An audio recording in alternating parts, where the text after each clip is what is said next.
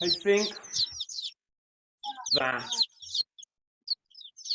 so I think it's a detail, isn't it? So um, the way that I try to teach this course is I always say to start from the patterns and move to the detail. So the pattern is we have to understand about integrated pest management and how Yeah. that we understand that we're only using pesticides when when we absolutely have to, and to understand that we're using them not we're not at war with nature, we're just trying to restore the balance.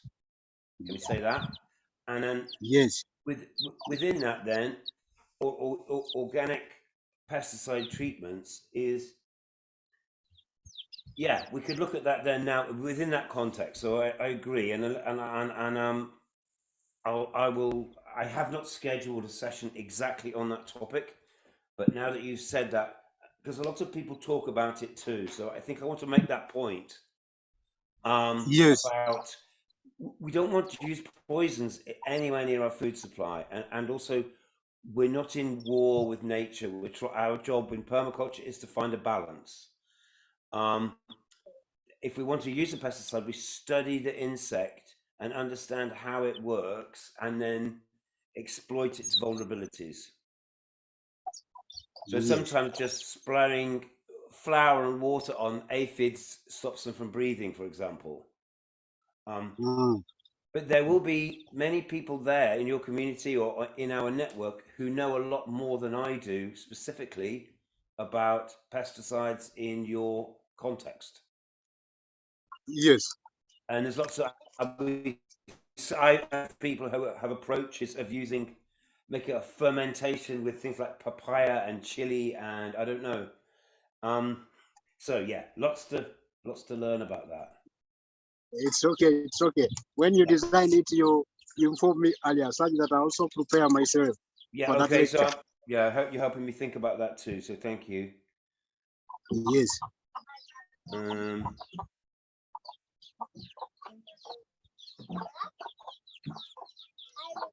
okay. Mm, So yeah, we want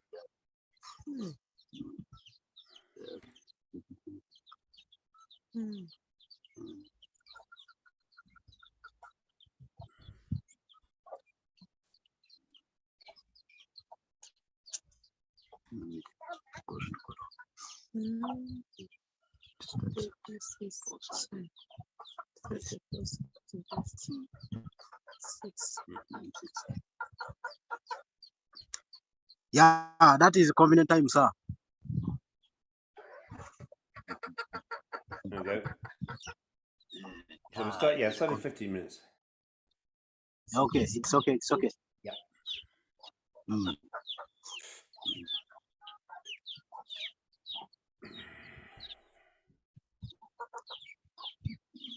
Mm. Now, for us here in Tapa, Yeah. uh, Tapa has designed a unit whereby they would be in a position to at least save something for for their activities as they are in preparations to create savings and uh, credit cooperative, as you talked the other time. Okay. Uh, they welcomed the issue of the cooperative, but now it depends on the time frame as you will arrange it for all the members of permaculture in Sector 39, basically in East Africa. Okay. Well, Mm, I think I mean through this training, I hope that we can build long-term relationships, long-term because it's a yeah. Um, I'm just trying to think exactly what you're referring to actually, but is yeah, it'll come out, and I think I'm going to show a couple more ideas today about how we can better work together as a network, as groups, because Yes. really the key to unlocking permaculture is people. It's our ability to work together, to cooperate, and to organize. So I've been thinking about that quite a lot this week. Well, actually, last week's session made me think about it a lot. And the questions that we're being asked by some of the people following the courses as well. So I would be really interested to think what you in Tapa think. Well, what you just told me is very interesting. So I'm going to build on the ideas of last week a little bit, and yeah, hopefully it's going to show us some good ways forward. Yes. Yes. Honestly, each week of this has been a big learning event for me too. So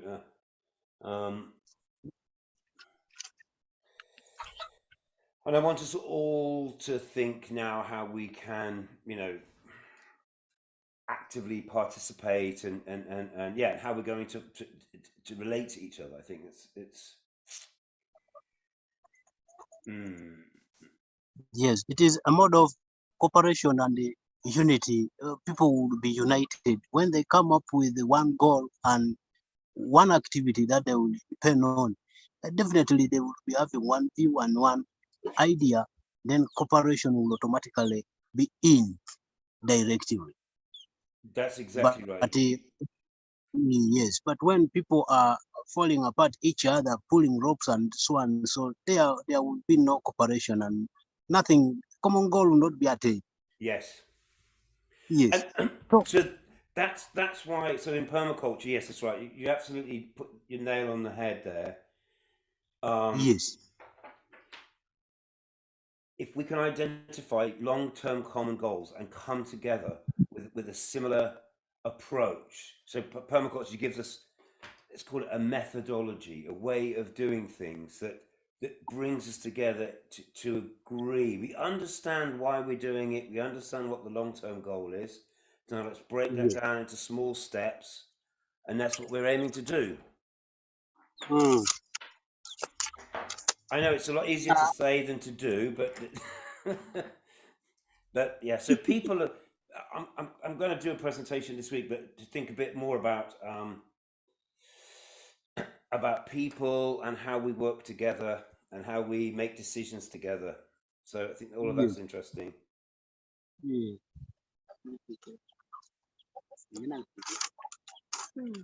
Yeah, so that is just a little that I wanted to share from you from Tapa and Apad.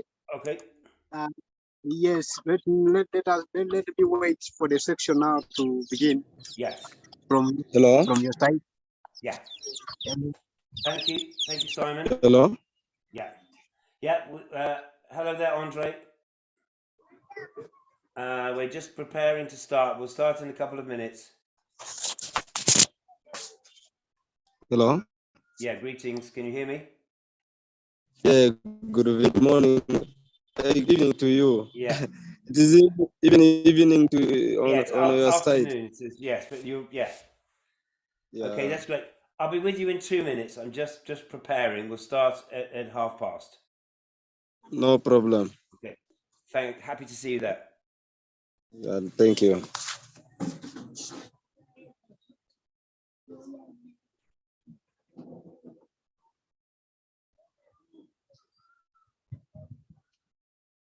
Hello.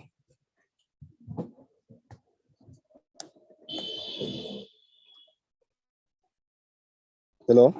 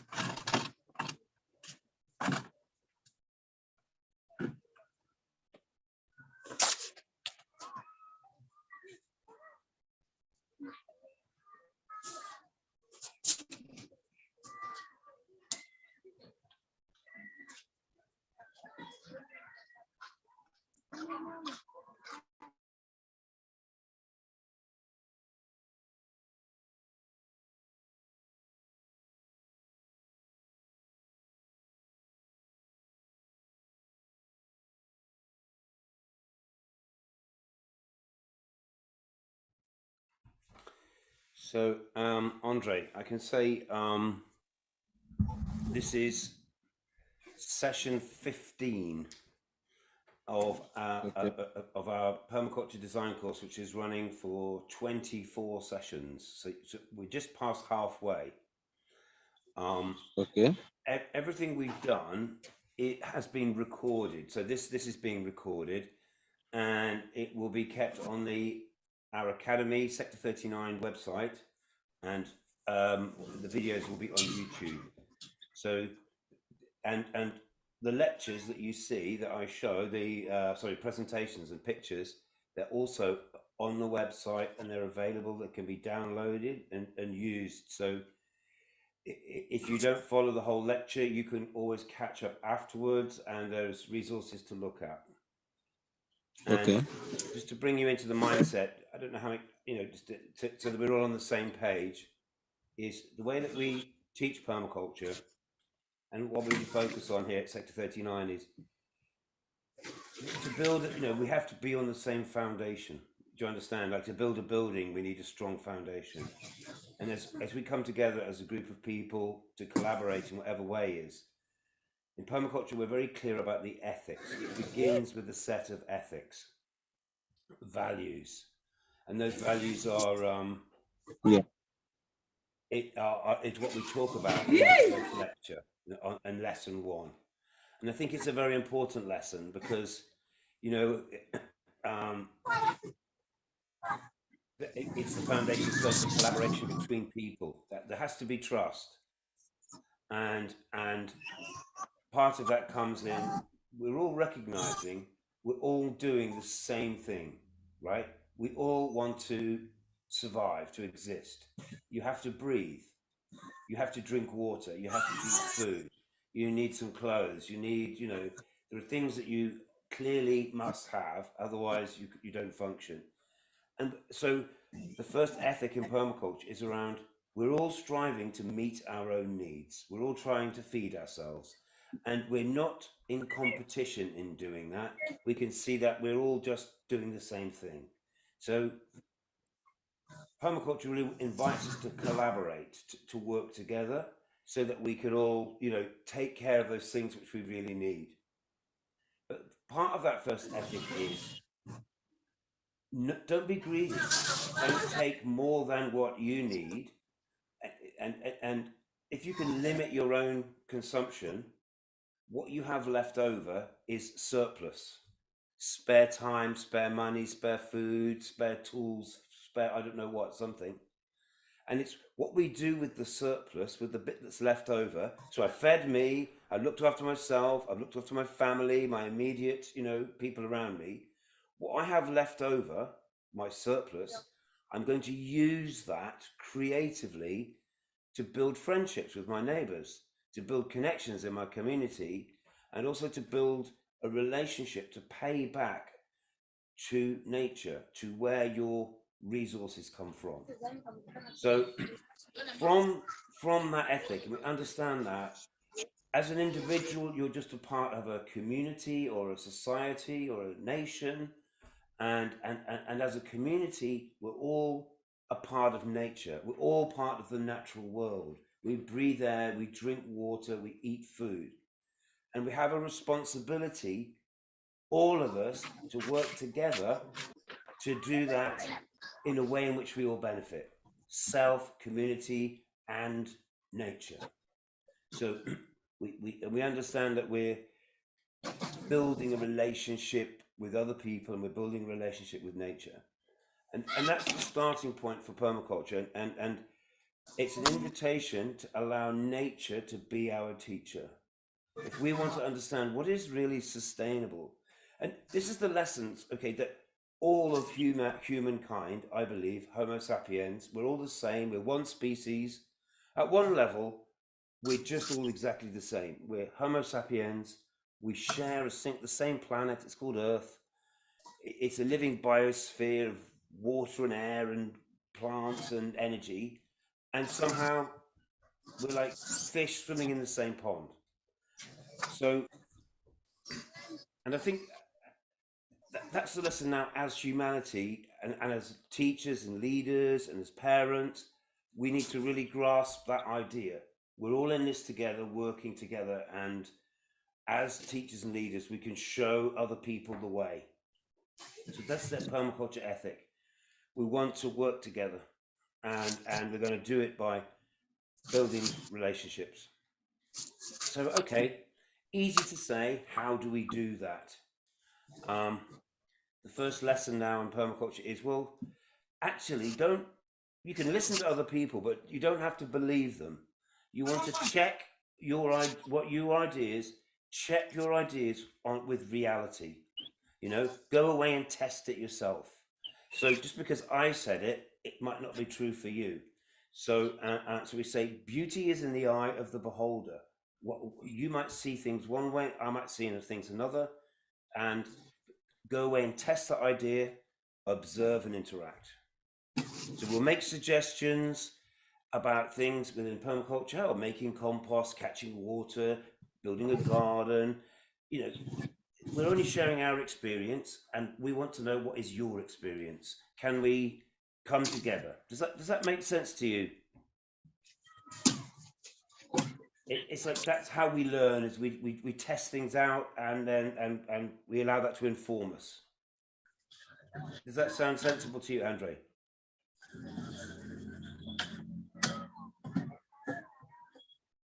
Yeah. Yeah. Okay. If I'm speaking too quickly, you can tell me also. No. Yeah, it is okay. Okay, good. Thank you. Okay. So, good evening to Gerald and else who's just arriving. Good evening, good afternoon. Yes. Good to meet you, Andre, Simon, Nicholas. Good to meet you all. Yes. So Nice to meet you. Yeah, great. Andre, I'm going to ask you to be on mute unless you actually want to talk. Nam? Can we ask you to be on mute, on silent, unless you want to talk? Because otherwise we get funny noises, we get echoes. May I say hi to Gerald? Hiya. Oh, yes, Simon. Good to hear from you. Welcome. Yeah. Nicholas. Yes, nice to hear from you too. Yeah, Andre, good to hear from Kakuma, right? Yes. Okay, good to have you all. It's always a pleasure. I always look forward to the Tuesday. Yes. Yes. Yeah. Okay.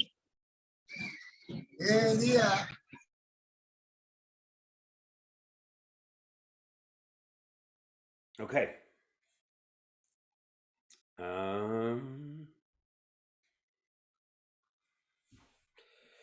Right, so good evening and welcome everyone to session 15 of the Sector 39 Permaculture Design course. We're more than halfway now, and we've been using as a sort of a steering mechanism, we've been going through David Holmgren's 12 permaculture design principles as a kind of a way to structure the course. And here we are, lesson 15, and it's the time to introduce the next principle, which is principle 8: integrate, don't segregate. And this is a kind of a big step forward, I guess, because we're beginning to think in systems.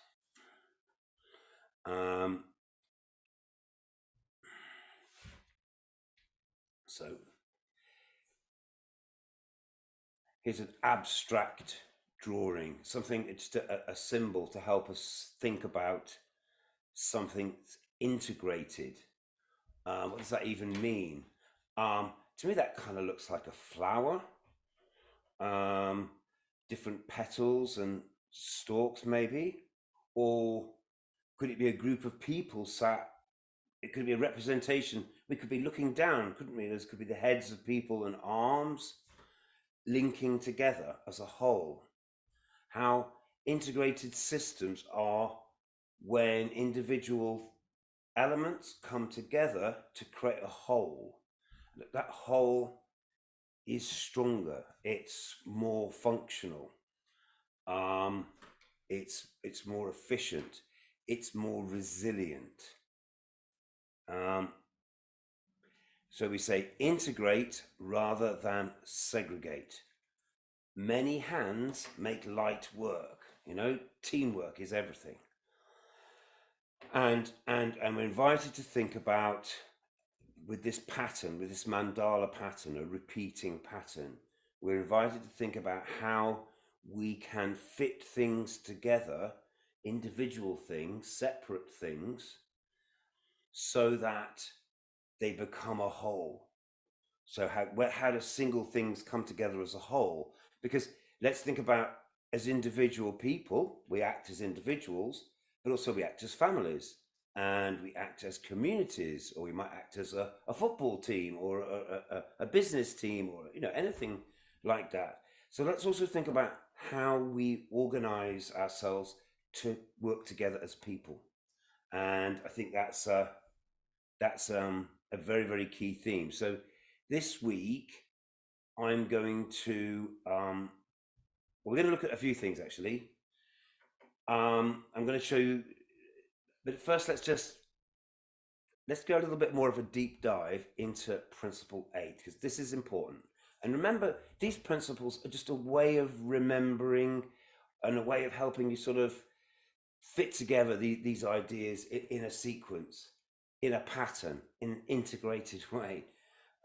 So yeah, it's got a number, helps us remember. Number 8 is integrate. Many hands make light work. There's our lovely mandala pattern. So by correct placement, plants, animals, earthworks, and other infrastructure, it's possible to develop a higher degree of integration and self-regulation without the need for constant human input. So this is an idea that we were given early on in the PDC, is that if we're doing laborious work all the time, maybe we're doing it wrong, or maybe there's an opportunity to improve the way that we can do those things. And so the first idea we're given is put things in the right place, and put things in a way in which they might have a functioning relationship. Okay, for example, scratching of poultry under forage forests can be used to harvest the litter, regulate pests, and obviously feed the poultry. Another example, herbaceous and woody weed species in animal pasture systems often contribute to soil improvement, biodiversity, medicinal and other uses. So it's saying, yeah, can we learn to value the different elements also in our pasture systems?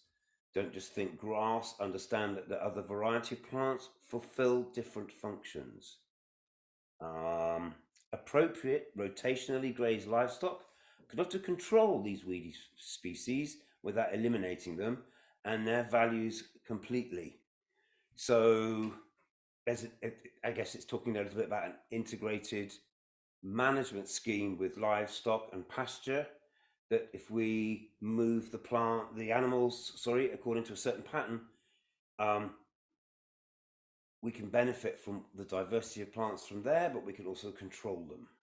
So we've had 3 different examples there of integrated systems, using the animals within our farms or our gardens to help do some of the work, do some of the weeding, some of the pest management, some of the composting and turning. By developing an awareness of the importance of relationships in the design of self-reliant systems, 2 statements in permaculture literature and teaching have been central. Each element performs many functions, and each important function is supported by many elements. Okay, now we've said these statements a few times now, but we can go back and really think about what they mean. So we design to fulfill functions. And so, and in a design, we would place individual elements. So to make the design strong, an element is just a thing. So think a chicken.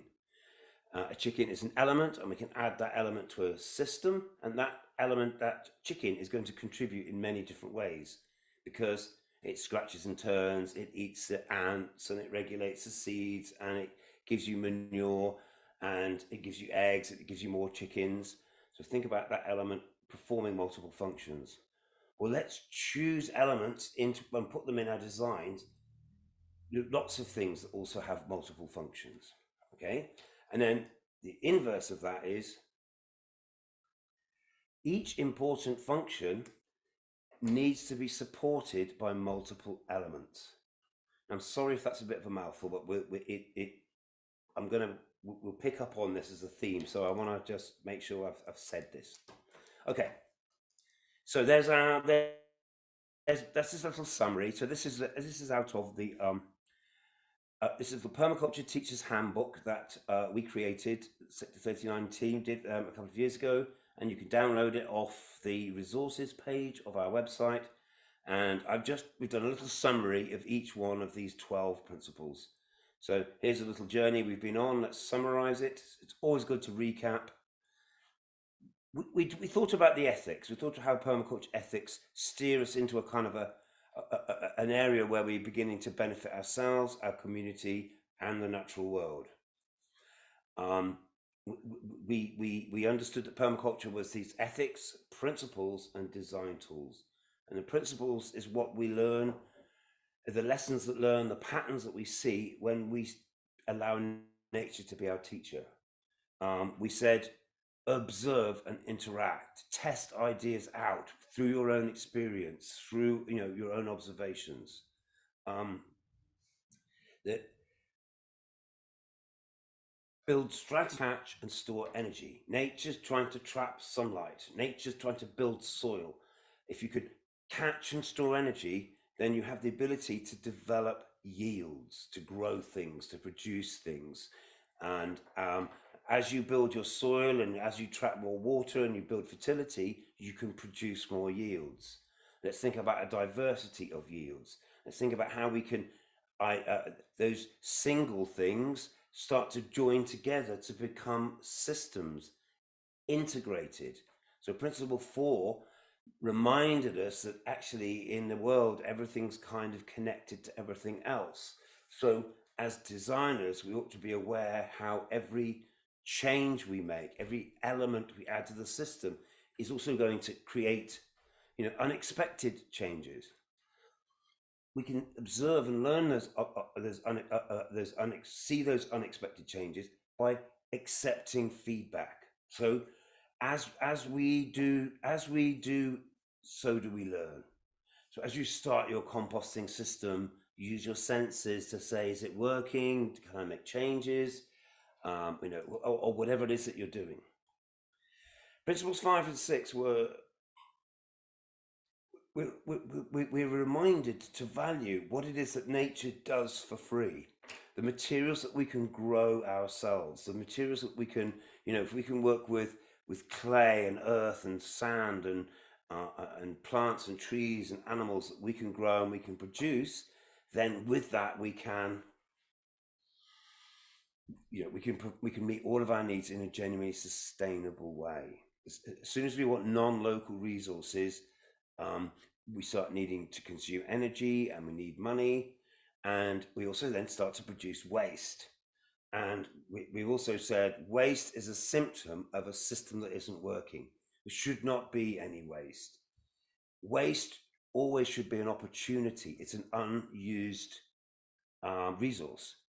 And we've got the worm there, the earthworm, to remind us that soil is dead stuff mixed with minerals.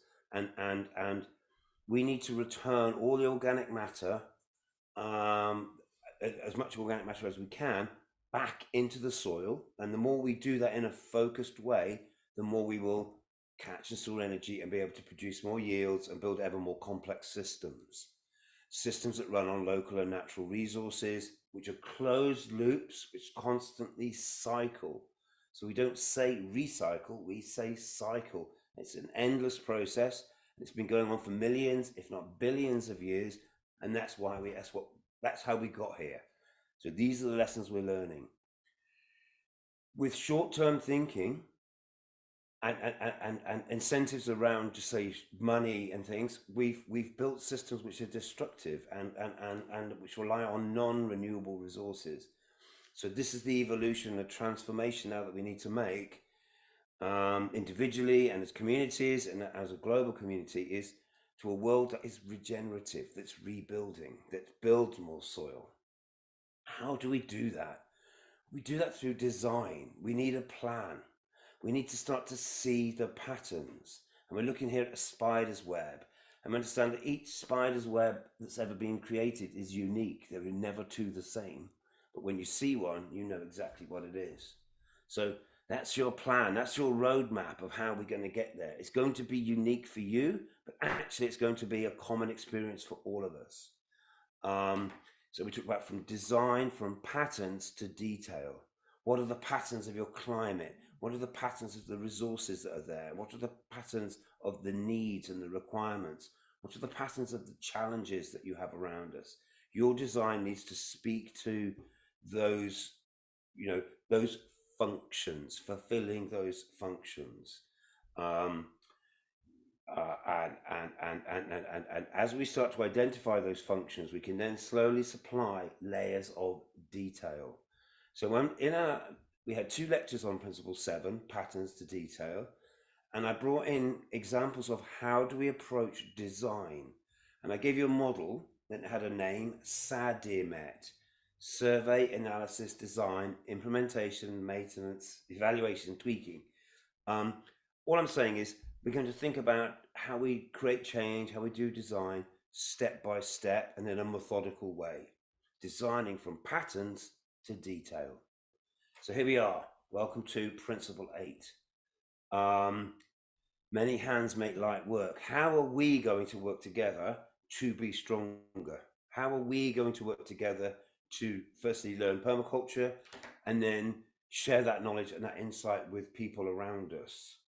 So that's the function of the Permaculture Academy, or our Academy of Permaculture, that we're trying to build here. And we're inviting you where you are, being part of it.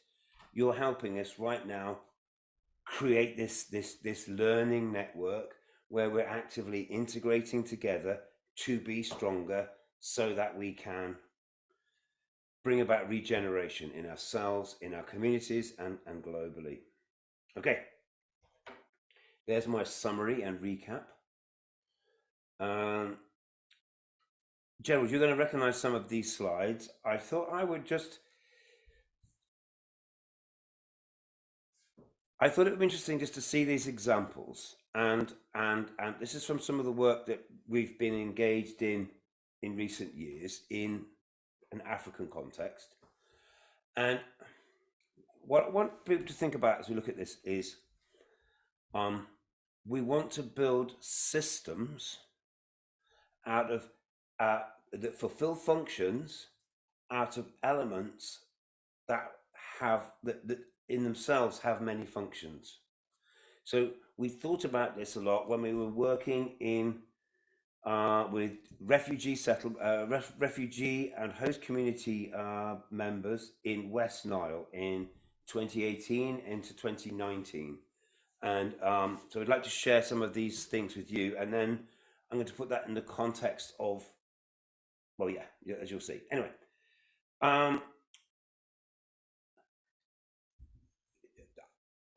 something I think that I was thinking that we have been thinking about whilst we were doing this is, okay, challenging development models, moving from a specialist-led to an integrated approach. If we've got to wait all the time for specialists to come and solve our problems, we might be waiting a long time. How do we transfer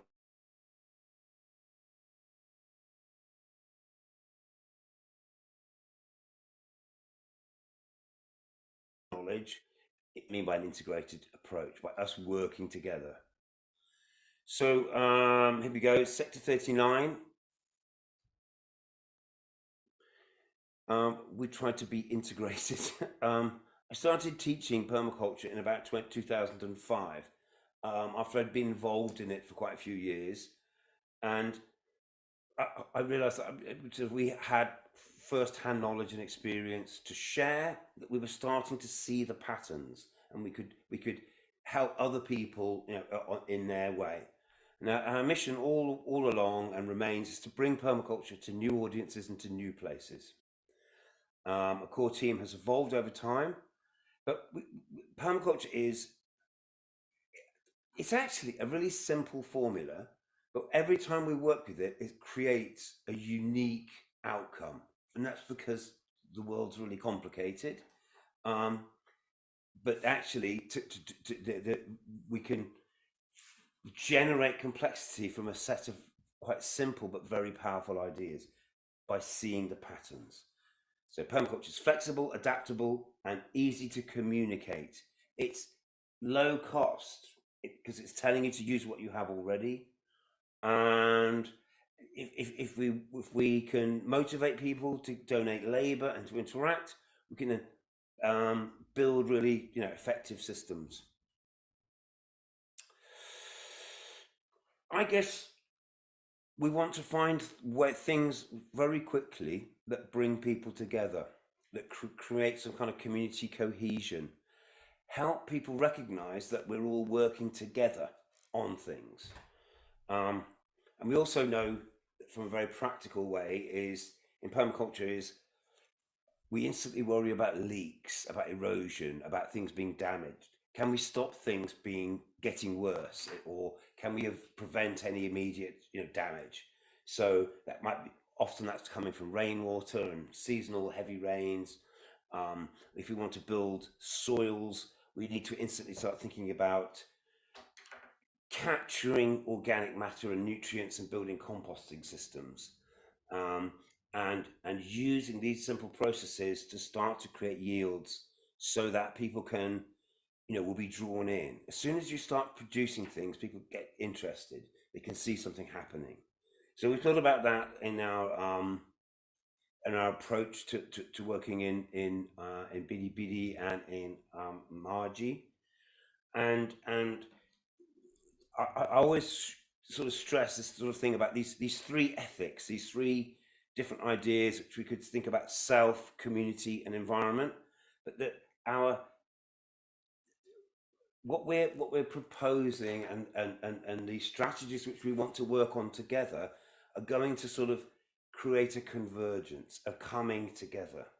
And look, what we also recognize in permaculture, which is so important, is we're starting from wherever it is that we're starting from. We're not here to judge each other and say, oh, you're not the right person for this, or because you've done that. Is we've all come from different places, but what's important is that we now use permaculture to start to come together and find overlaps as people, as communities. How do we work together? We do it through communicating and sharing common values and common long-term goals. Hey, everybody wants to eat, everybody wants to drink water, you know, we all have certain needs. So this is a nice representation of the ethics and the principles. And by representing these ideas as pictures, as patterns, and as playing with those as patterns, it makes it more memorable. And it also is an invitation for people perhaps that you're working with or in different communities to translate these patterns and pictures into something that is a vocabulary that they might use in their context. So again, permaculture is never telling you what to think, but it's an approach for you to generate your own thoughts informed by you know, the resources you have around you and your own knowledge and experience. We design from patterns to detail to create systems that are integrated. Here's a happy moment from May 2018, completing so Sector 39, we come from Wales in UK, and we had the opportunity to run 3 permaculture design courses, essentially with a team from Wales, the people that I've been working with, you know, on and off for many years. Those are the white faces in the line. In the process, though, of doing these PDCs, we've met and trained and worked with and built friendships and partnerships with, obviously, many of the African participants. We've become an integrated organization. And now what's the next step of that, of course, is that many of the people from Wales are stepping back. They have commitments here more locally, but we've passed on the knowledge, the support to create now a network in East Africa that starts to run its own events and have its own training base. So again, and we've tried to, in terms of having in terms of my intention through Sector 39 is, how do we have the biggest impact? So again, permaculture is asking this question: what's the minimum impact I can have to have the maximum output? You know, a little bit of work, a lot of yield. That's what we're all going for.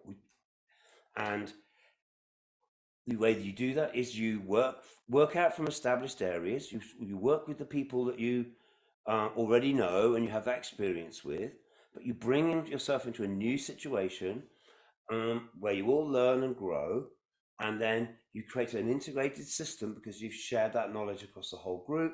And now that group doesn't rely on just a few individuals. It's now got its own momentum. So also in permaculture, we're trying to build systems that can propagate themselves.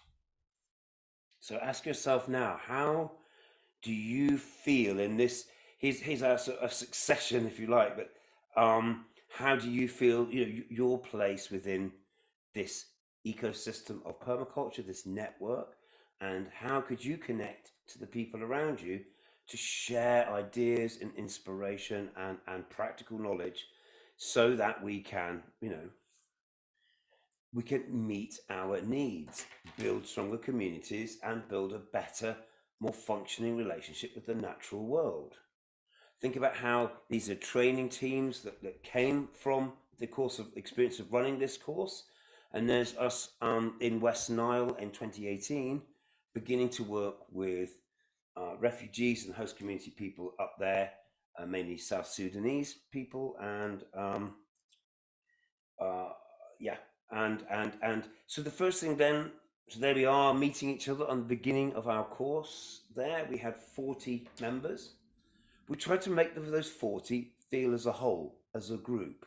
So as much as we're individuals, we also network together, you know, feel our arms linked together. We're a team, and we're here to learn and to support each other in terms of learning, and then to build an experience and knowledge that we can take back to our communities and pass that on.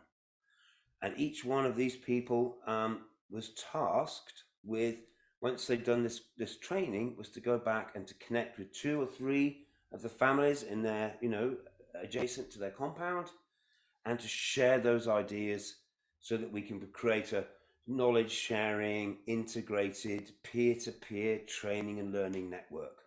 So, you know, you guys at Nachivali and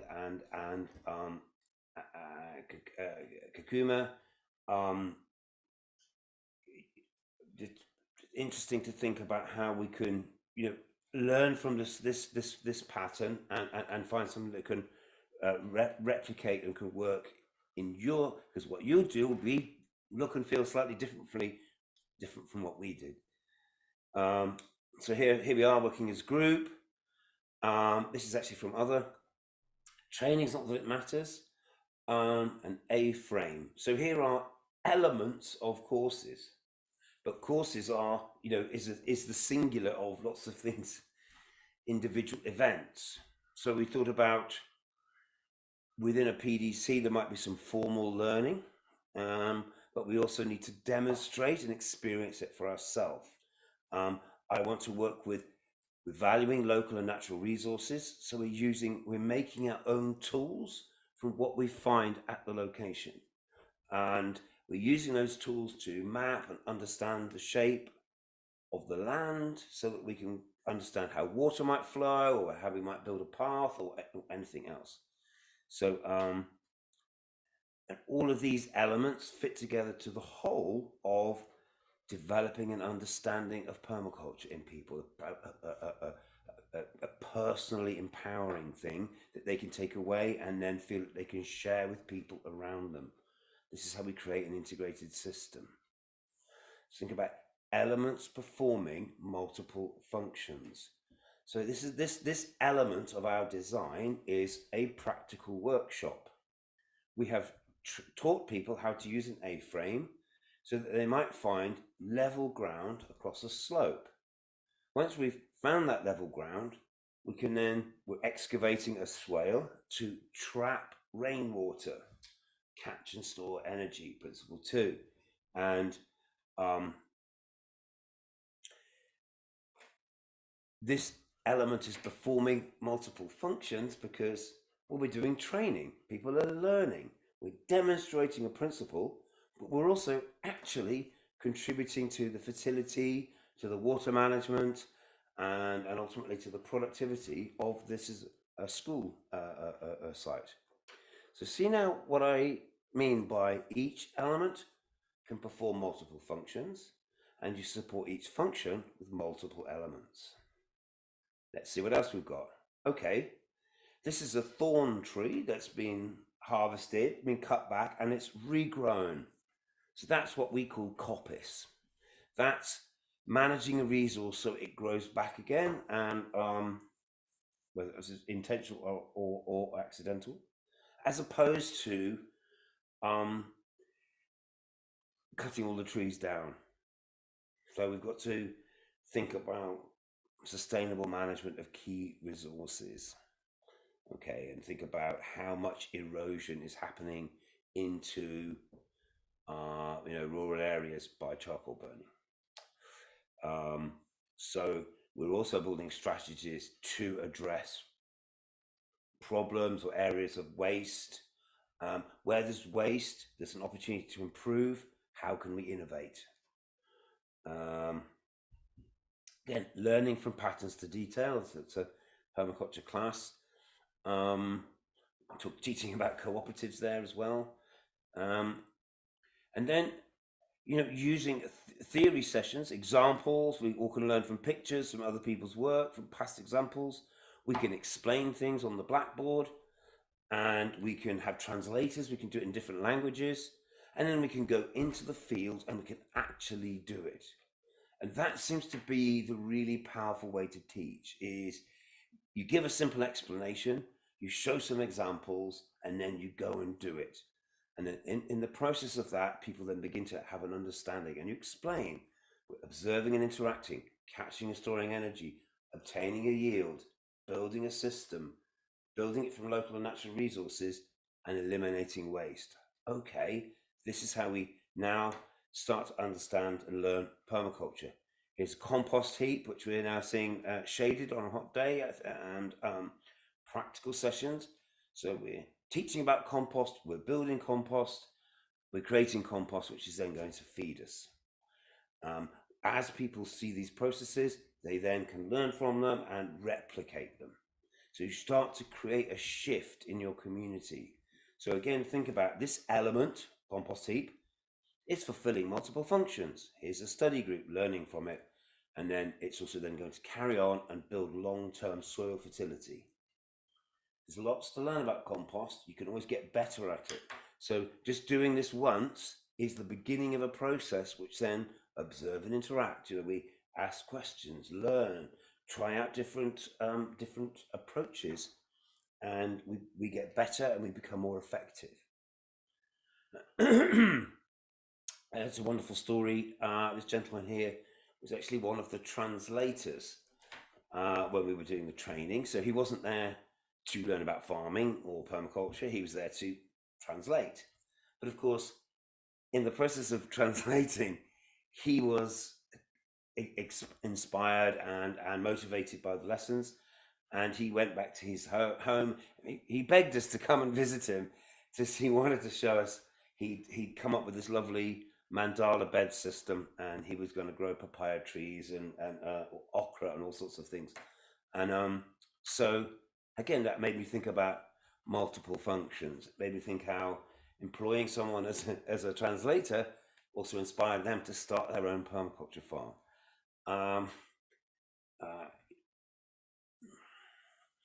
And then here's a mother replicating that work and those ideas with her children, with her neighbors, with her community. And then we start to think consciously about how these useful ideas can spread, how by using a permaculture framework, we can reinforce people's understanding of why we make compost and why we're using mulch and why we're using raised beds, or why we have this, help people understand what's going on, and constantly, innovate with resources around. We've got a lovely sack garden. This is an element that contributes to the function of food security. It's not going to feed your whole family, but it's going to contribute to it. If it's close to the house, strategic placement, then it can be integrated in a way that we can pour washing water on there, grey water from washing hands or food, to eliminate waste, to build fertility that's going to create a yield. An element that can be fit into a system strategically to support the function of food security and energy cycling.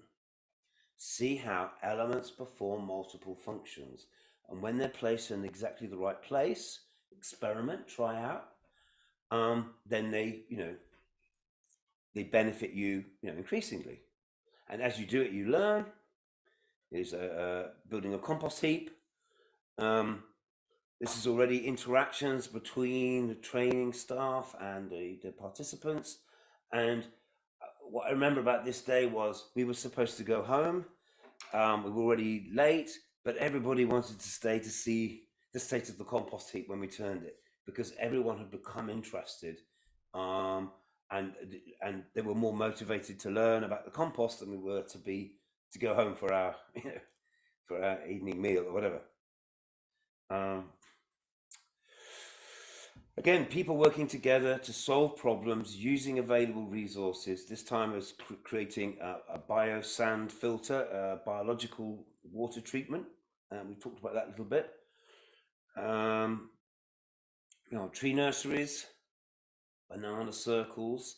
Think how these activities of constructing, practicals, also you get to build the banana circle, so when you host a course at any site, or you do some training on anyone's piece of land, that training can actually build something that then goes on and serves a purpose whilst people are learning at the same time. This is a really good way to do things, because you're getting multiple yields from a single input. Here is a workshop making cob. We're mixing clay and sand with a little bit of cow manure to build a Lorena stove, an energy efficient stove that is, compared to a 3-stone fire, will use only about 20% of the wood and create the opportunity to eliminate smoke. So think again, an integration, bringing people together to build something that in turn meets the need of helping feed the community, cook food in a safe and clean way, and then in doing that as a workshop with these people, then these ideas then translate out, and people can then challenge to take the same pattern but to build it from the resources that are local to them. And here we have some trainees with the stove that they've built, using what was learnt in the workshop. Integrated design, working within permaculture principles. And here's with their children who've been watching them all day making their stove, and they made their own version of it. And again, thinking about that knock-on effect, peer-to-peer learning. We create models, we create practical examples, and then other people can learn from it, and have a sort of a ripple effect. So this is the magic of permaculture. This is what we're trying to sort of unleash, and all of these things are can be self-reinforcing. If you build this stove and you suddenly are using much less wood and there's suddenly no smoke, then you're going to keep using it. It's going to be an incentive. You're not doing it because someone's telling you to do it. You're doing it because it's helping you meet your needs. And it's built from local and natural resources, and it helps eliminate waste. See how useful these principles are? See how they can help us reinforce these and understand why certain things work for us. What they're doing is working because it's appropriate for those people in that environment. People in a different economic environment or different social environment might create a different kind of stove because they have slightly different needs. It's patterns to detail. As a PDC teacher, my job is to show you the patterns, and you then learn to apply that detail. But also is through this forum, through these lectures and through the academy, we can also just talk to each other about our own experiences. So I want to see much more sharing between people as well.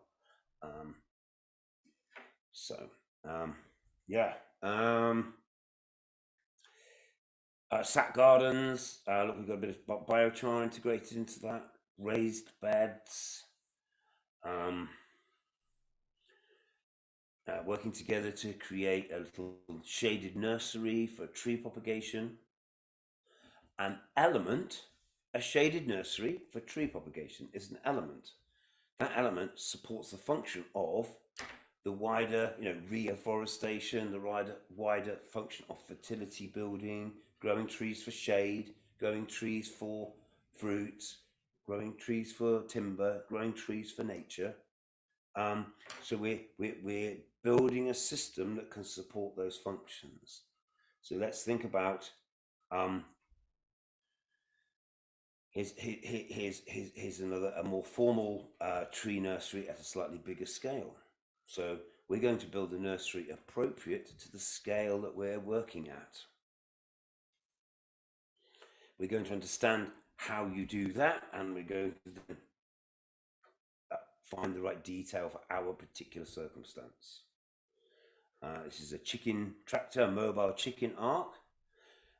Here's a keyhole raised bed made out of some bricks that we found lying around, and we wanted to utilize them. Here's a group building a composting toilet or a earth closet. This is making wood gas from. We tried very hard to design a stove that could cook on wood gas and also make charcoal at the same time. And this is one of the versions of it. That's it packed with the wood, and that's it burning away. And you can see we've got we've talked a little bit about combustion and biochar already. Here we've got is a clear red or clear orange flame with no smoke. And what we're talking about there is how actually smoke is unburnt fuel. Wood smoke is really toxic, it's really bad for your lungs, but it's also just a waste of energy because it's unburnt fuel. And if we're through design, through strategically arranging components in a pattern, we can optimize it and make that really efficient. Now, we made this out of a tin can, some different kinds of metal. If you don't have the metal, you make it out of clay, because you understand that it's the same process. Whoops, go back to it. Sorry. Yeah, it's the same process, it's the same physics, but we're just making it with the materials that we have available to us. Okay. I particularly like to make this because it illustrates the point. So when I'm teaching is I want people to understand the key principle, which is that there's 2 stages to wood burning. Once it gets hot, it gives off this gas, and you can burn that very cleanly. And then when that's gone, you then get charcoal, which you could either burn or not burn. So again, that was the translator guy, and what was wonderful was everybody on the course wanted a certificate, because, and it was only at the end we realised that the translators and the sort of janitors and everyone were all taking notes and all taking part, and I think that really cemented, made it clear for us that permaculture really is for everyone, and when people start to hear these ideas, they find them interesting because they relate them to their own experience, and everybody's happy to get their certificate and to feel that they're part of a team and to feel they're part of. We've now joined something. Hey, we're permaculture, and we are, and it works. And I'm just showing you all of these things as sort of part of this story of how we've tried to play with these ideas and engage with different audiences, since we've been coming to Africa, since we've been partnering with our African partners, and it brings us to the beginning to now, really, and I think we're ready to find our next steps forward in collaboration. This was a 6-month trial project. We did it, and it finished at the end of 2018. We've had a couple of years to think about it, and for what we learned from this, we've now initiated our Academy of Permaculture. So there you go. That's that. Gerald, anyone else? That was a fast tour, really, of those things, but I wanted to put it out there. Gerald, what were some of the lessons you think you learned from that experience, and is there anything else you'd like to add? Wow, it's been a journey, and even as you were doing the slideshow and the presentations, these are massive memories, and it was really one of those areas where it was a day-to-day lesson. It was a day-to-day learning experience. Every day there was something new to learn. Something to do with diversity.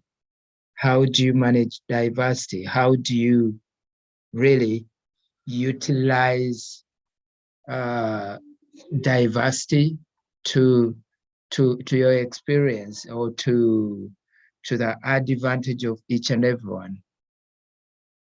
It was massive, lots of learning, and by the time it ended, by the way, since we are talking about going into the design phase, or we are already into the design phase, one of the things I really enjoyed also was the phase where now we asked the team to come up with their ideas, put them down, draw, come up with a design process, design whether it's an enterprise, design maybe their work plan into the future.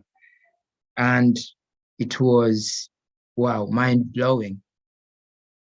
It was mind-blowing. I think maybe in the next session or one of those sessions, we will look at them and see how everything translated. One of the key lessons was also on using and valuing locally available resources. We presented, specific concepts, so we presented specific techniques. For instance, the first keyhole garden we did was with leftover bricks, because we were working from sort of a training center where they've finished even bits of new constructions. So there were leftover bricks, those building bricks. But when members went back to their places, they replicated the same technique using what is locally available to them. one of the Musei we had, he used sticks because he was near a forest, and the best that was within his reach were the sticks and bits of wood. There was another one who was at a hilly place, and there, what they had in abundance were the rocks as in those heavy stones. He didn't see them as a problem. He translated those, turned it into a solution, and designed their keyhole garden. Then also another one also had just finished putting up their little or mini kind of shed. They had just finished constructing and used bits of bricks around them. So at the end of the day, as we said, back to today's theme, integrate rather than segregate, then we don't look at standalones. As you're training, as you're probably implementing, look everything as integrated as possible, as however diverse anything could be. How do you utilize that to your advantage? Form following function. So I think I could speak all day, but it was really massive. Great to see Ali online. And hi, Gerard. Hi, everyone. hi, I'm Ali. listening. Yeah, good to have you. Thank you very much. And I think unless Steve has something to say, but we'll pass on the mic. Please, how was your experience in Northern Uganda? It's what we've been running through. For us, it was mind-blowing.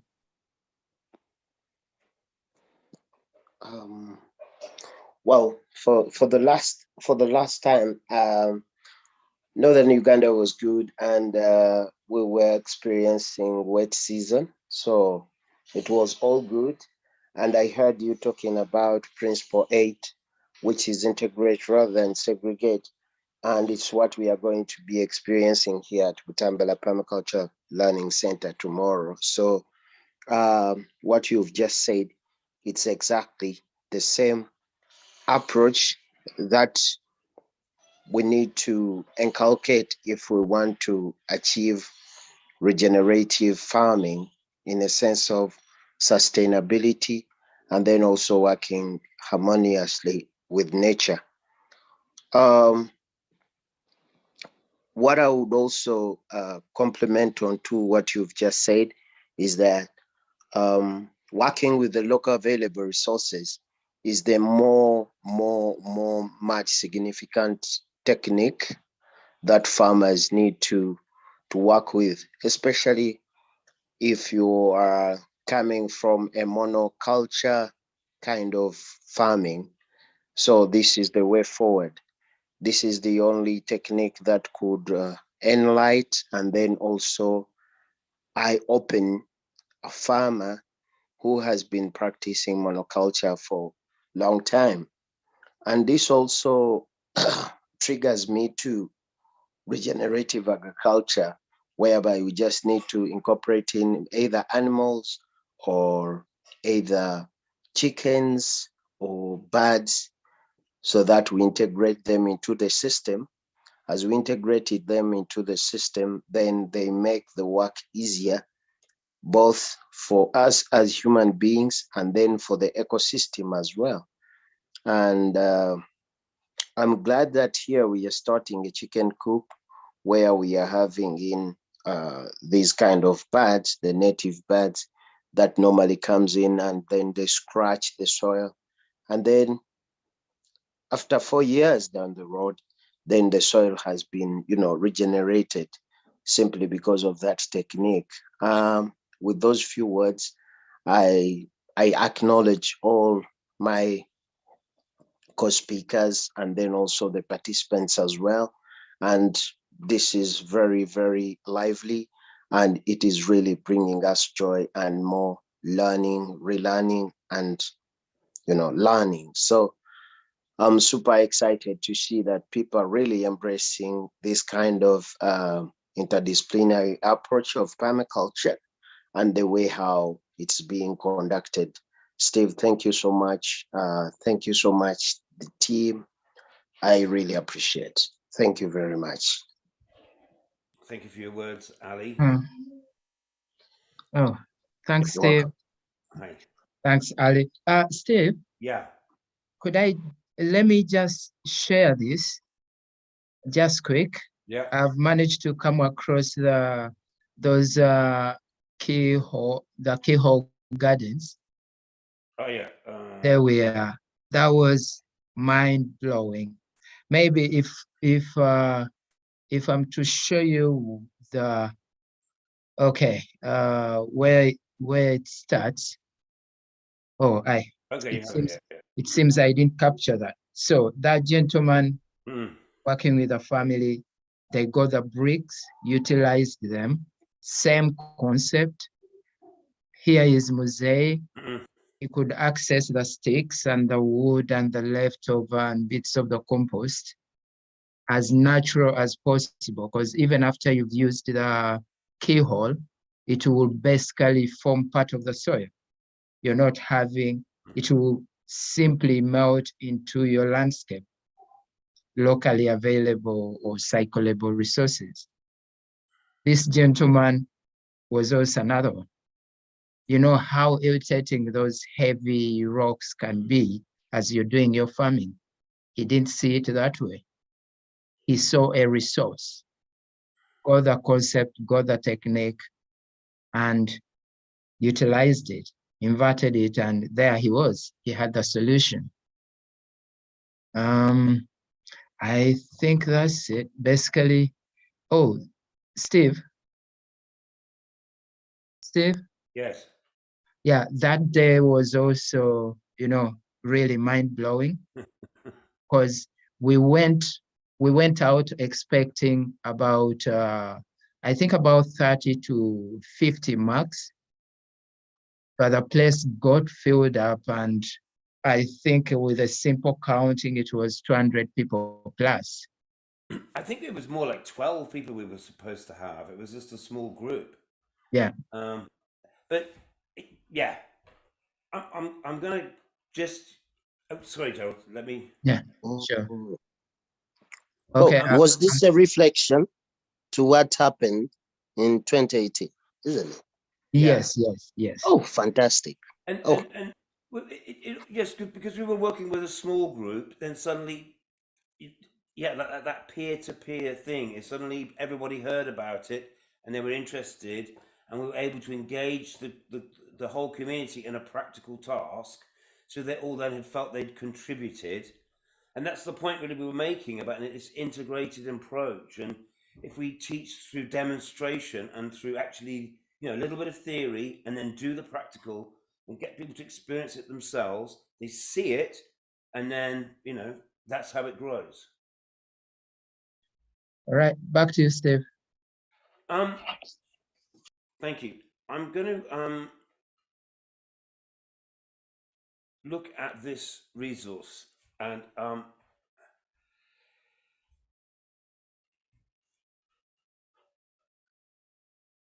we talked about designing from patterns to detail. And we talked about, well, I think there's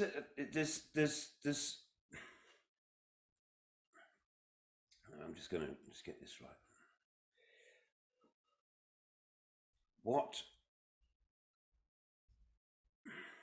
Last week, we began to think about, I framed last week's lesson around chapter 14 of the Permaculture Designer's Manual. And chapter 14, in the context of patterns to detail, says, here are some strategies to bring about an alternative nation, a different way of organizing people, that instead of is like top down, being told what to do by governments or corporations or by jobs or by money, is how would we go about organizing ourselves from the bottom up? How would we self-organize in a pardon again, long words, bioregional organization? By bioregional, we just mean the region that we're in, the sort of defined more by its biology, by the river catchments, by the soils, the resources that we have. Let's look at, understand, and organize from a regional level out, rather than a sort of a global level in. Maybe this is the opposite of patterns to detail, because it's details to patterns. Is only you, Andre, know exactly what it's like to be there at Kakuma, the challenges you have, the resources you have, the opportunities that you might have, and the priorities that you might have. So to a certain extent, the best person to organize from the bottom up in Kakuma is you and the people around you. So that's bioregional organization. But also, hey, here's the pattern. We're a global pattern. We're talking to you about permaculture and ideas that are universal to all of us. So there's a relationship between the individual circumstance and these ideas, these bigger, permaculture concepts. So how might we organize ourselves?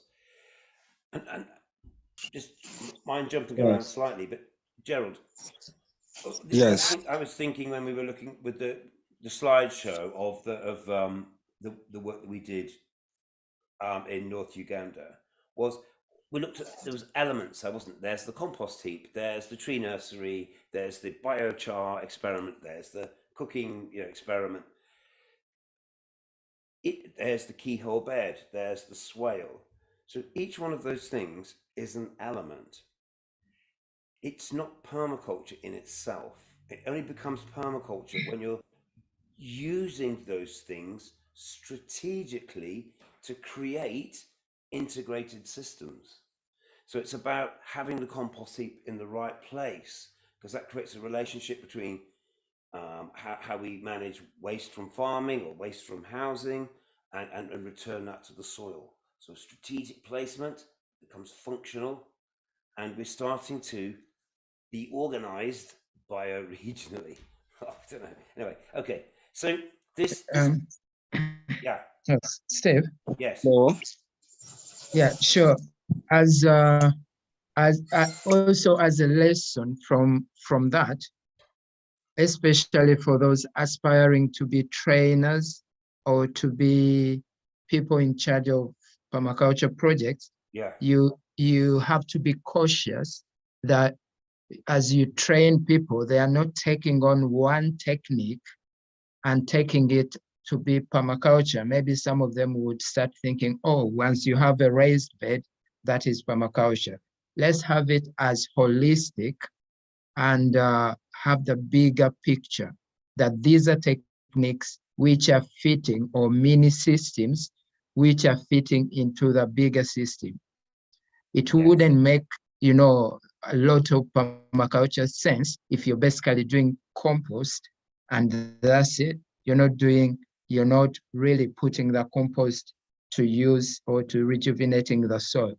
So the bigger or the more integrated the aspects or the elements in your design and the system, the better. That's fantastic. You put that really well. Thank you. Can I talk? Yes. Yeah. Thank you very much for giving me that opportunity. And first of all, I can say good evening for all of you. Yeah, what I can say is,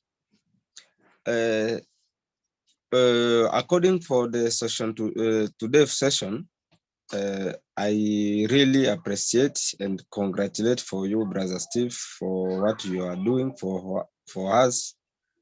And I think Kakuma will be better with you, because most of us, we are doing permaculture and we want to learn more about permaculture, because I understand talking about integration, Here in Kakuma, when we want to integrate people about permaculture, they must learn more. They must learn more because as a refugees, we are refugees here, and they don't understand and they don't know about permaculture. Maybe when they will be teaching, we will teaching them, they will understand and they will be able to start cultivating their own.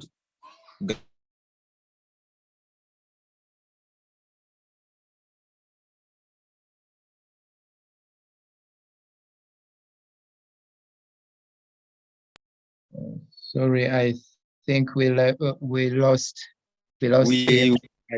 We are here to share ideas, to share projects, to share even something like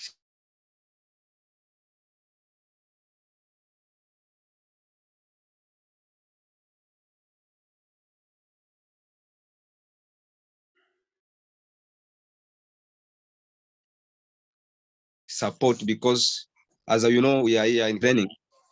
Some students expecting to get tools when they finish training.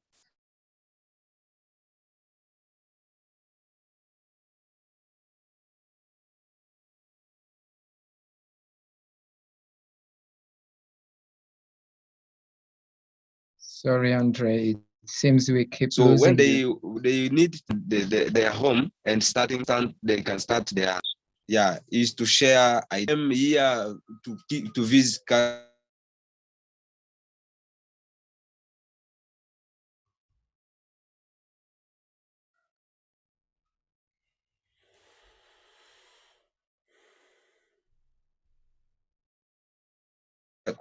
Kakuma, and even to they are doing. So it is for you. I know is first of all is our teacher. He will think about Kakuma. Thank you very much, Andre.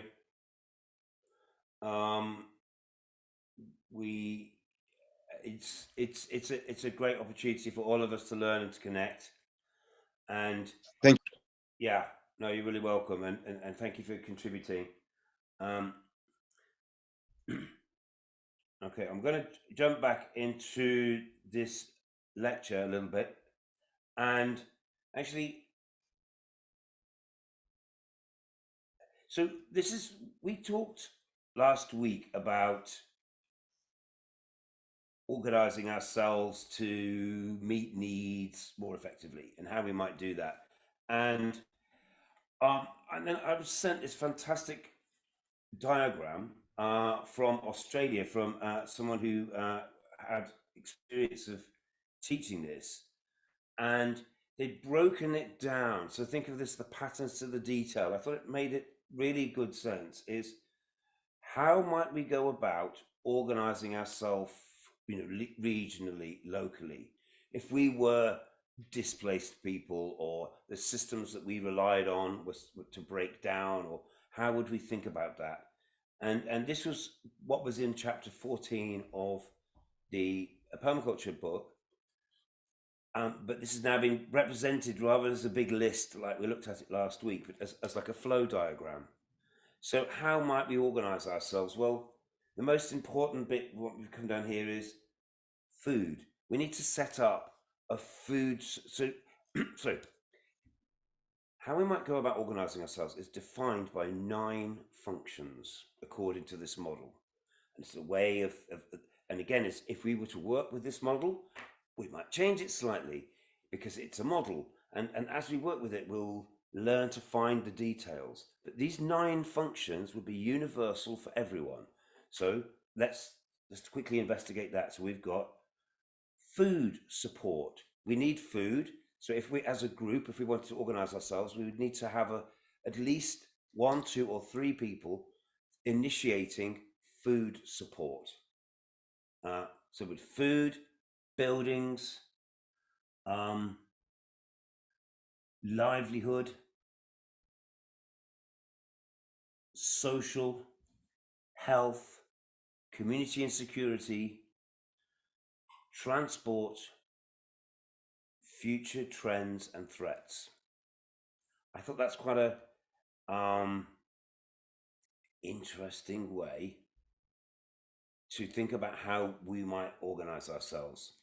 And what we talked about last week was Bill Mollison suggested to be able to populate these functions with sufficient support groups, you need about 40 people and cooperating. So let's think about if we were building a team that was going to help us sort of manage and take care of our community, that team might be, to be fully functional, it needs to begin, 40 people is a good number to begin with.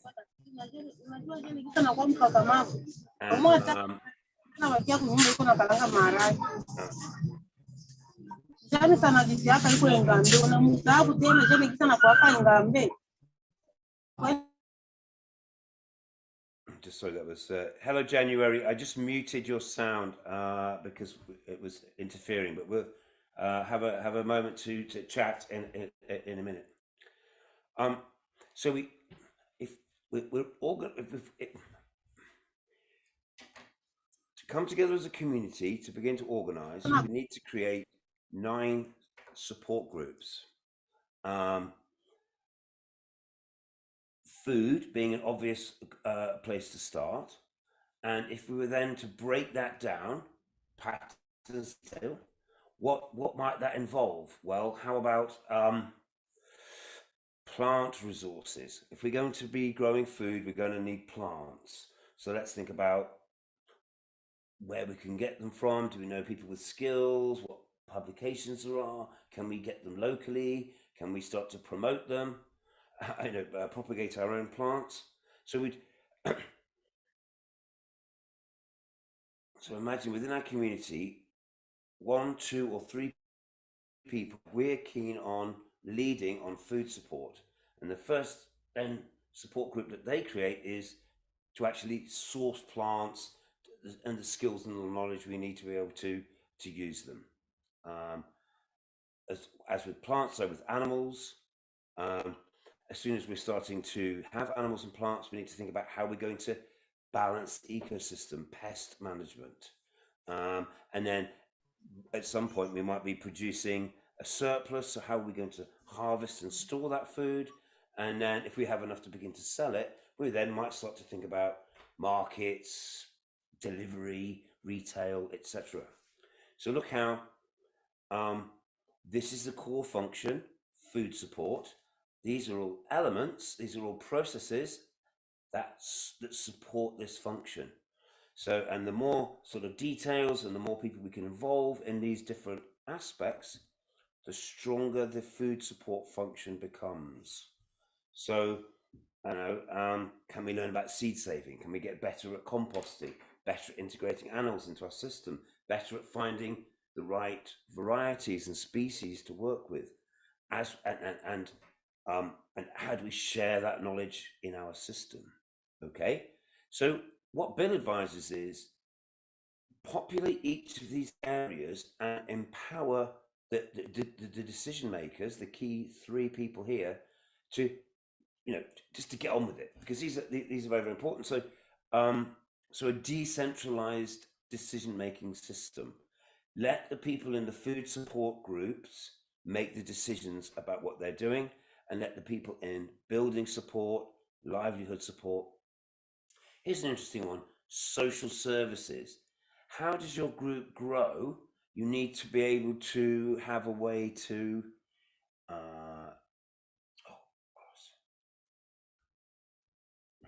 sorry, turned upside down. I didn't mean to do that. There we go. Social support. So how do we draw in new people? What are our strategies for let's invite people in to share their ideas, a sort of a community exchange of ideas, or a think tank. We could have work groups. We showed examples in those pictures of us coming together to do tasks like digging swales or building the banana circles. Those work groups can be also an opportunity to reach out and meet new people and invite people into your network. introductory services. I don't know, go out and do talks. How do we meet new people? How do we draw new people into the network? And you can see that each one of these could be a key function, and then we could build connections around it to support that function. So health, you know, what do we know about? The first thing about health is to not have accidents, don't get sick. You know, good diet, good nutrition, good knowledge of threats, looking into the patterns, what kind of diseases or what kind of problems do people tend to have, are the things that we can do to mitigate that, to reduce that.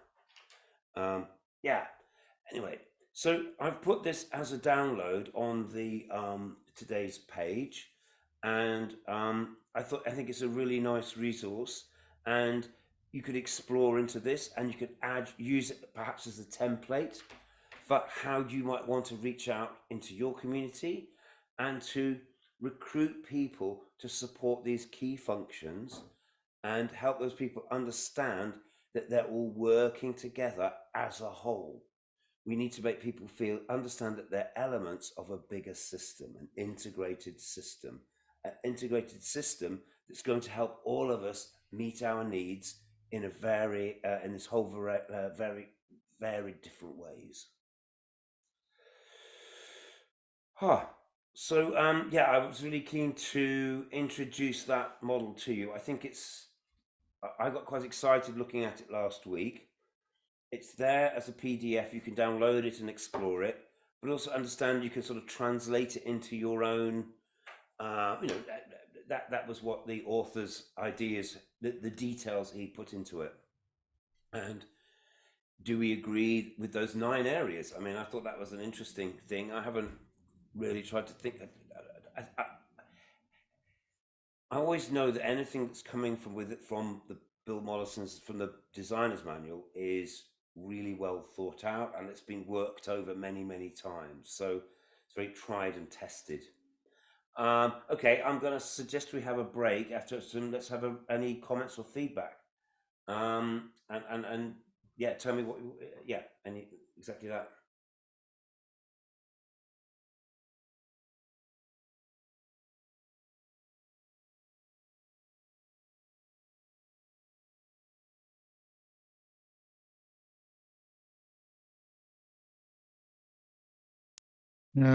Yes, Simon.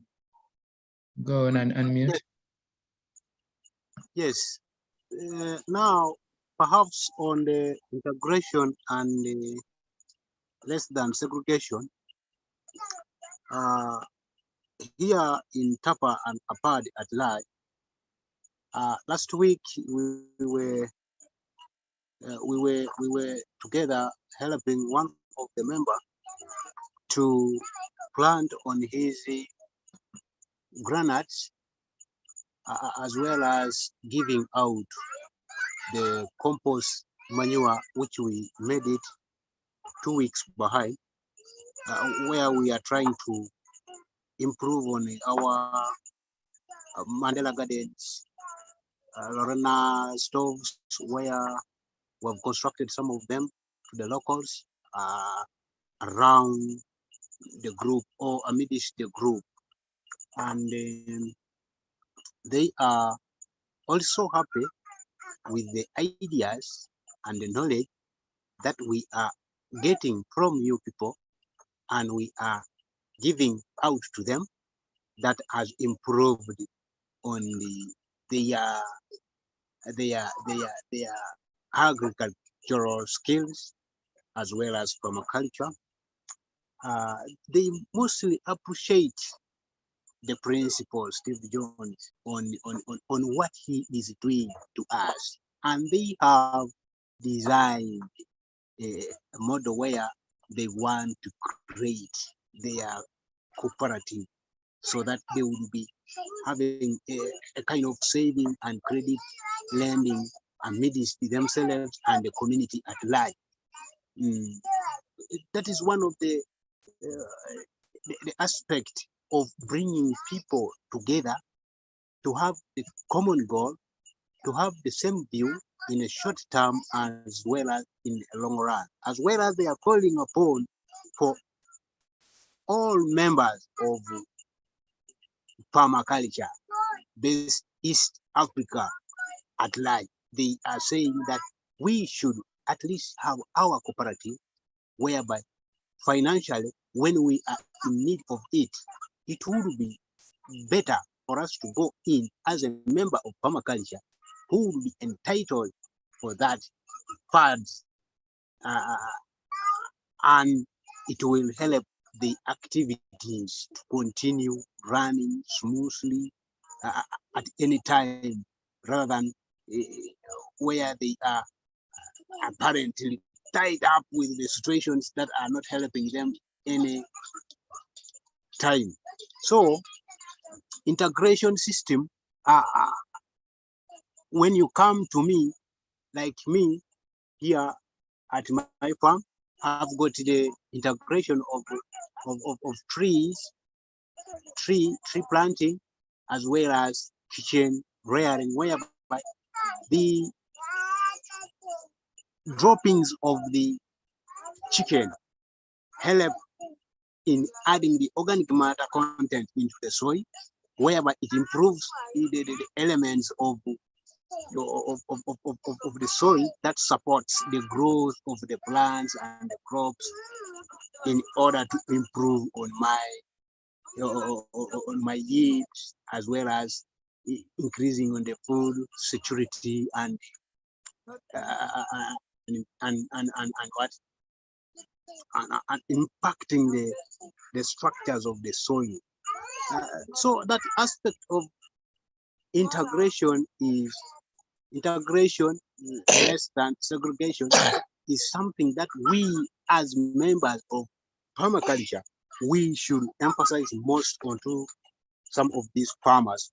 Most of them, they don't have that knowledge that it is better to integrate the things at a certain time that will improve all the core systems that support the livelihoods of human beings, animals, crops, soil, and climate at large.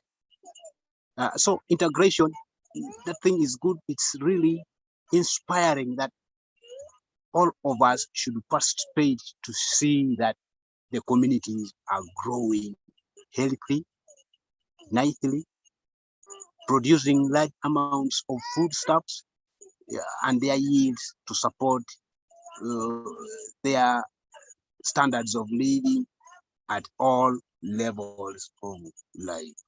And here with us, Tapa and the Apadi at large, we are yet again to give out another compost manure to newly incorporated farmers or groups that we have formulated apparently, to create them know that it is really better to use nature as our friend that will support each and everything, rather than having those poisoners and toxins that will spoil our soil and our health, at creating our lifespan to be so short.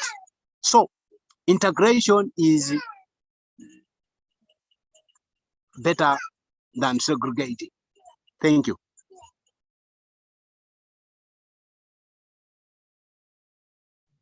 Thanks, Simon. And, taking it to another level of, because cooperatives is also an advanced form. And I think we'll also look at it during one of the sessions as a form of integration at rather a human level, but now also integrating the financial concept, or even working together as a group. Because when you do the cooperative, it goes beyond financial.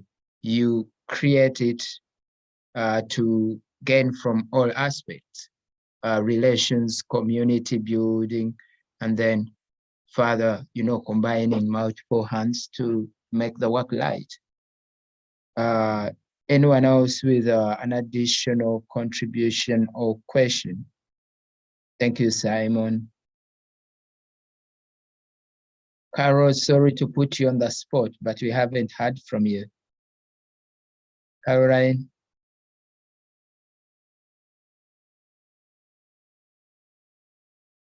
All right.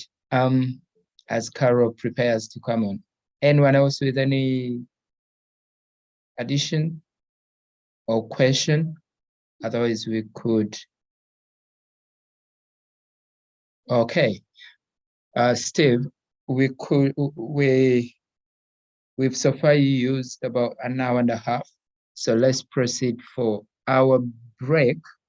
Yeah. That is 10 minutes. And we'll be back at exactly 10 minutes past the hour because it's coming to top of the hour.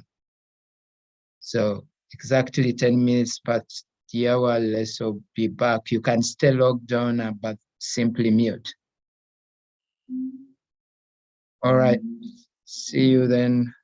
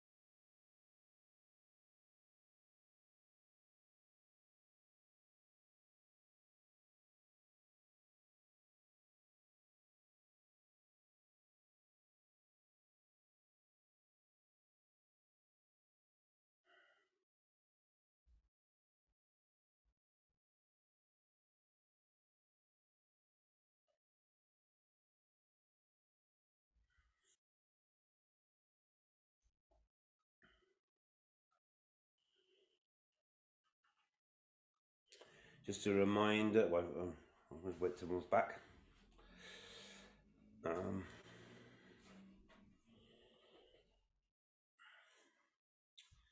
Yeah.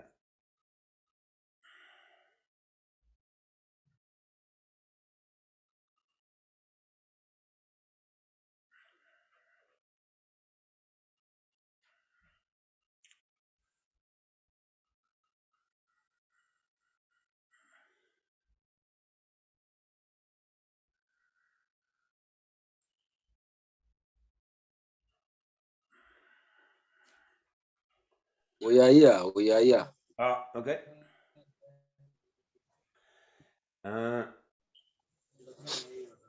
Welcome everyone. Welcome back.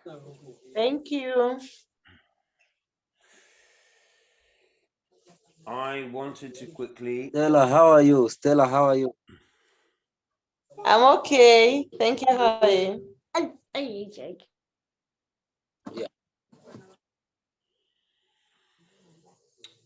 Here is the web page for this week, and I've called it Integrate, Don't Segregate. And I found a picture that our friend Andrew Kalema had posted of integrated pest management in his food forest. And this is an oyster nut vine, and this is a beetle eating the oyster nut vine, and here is a praying mantis eating the beetle. So an integrated system, integrated pest management. We embrace and promote predator species that help regulate the pests and control their populations in our gardens, our productive systems. Here are on the page is these buttons are a little as a download. That's for the organizational chart I just showed you. Permaculture elements, that was the ones from working with the refugees in 2018. And we're going to look permaculture and people in a minute. And if we have time, I've got an example from Manchester of a project. But Nicholas, you shared some pictures with us earlier of your integrated system. Here is your food forest. And why can't I?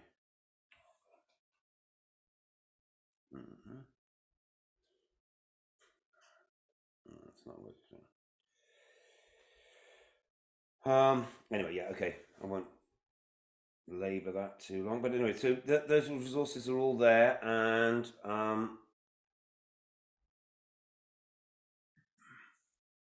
you're welcome to make use of them.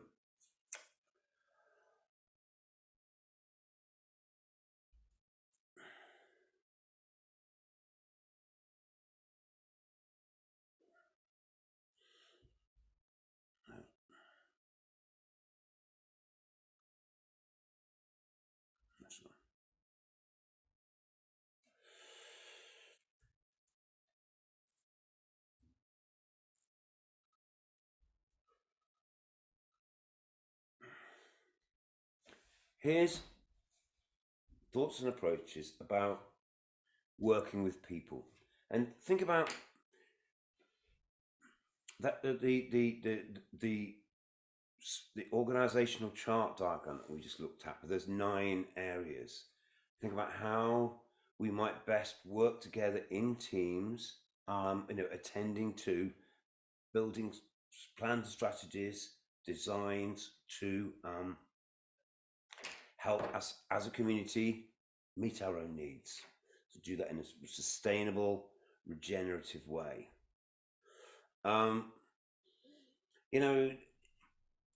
Some people say the problem is there's just too many people, that the problems of the world is to do with overpopulation. Too many people. Is that really the case?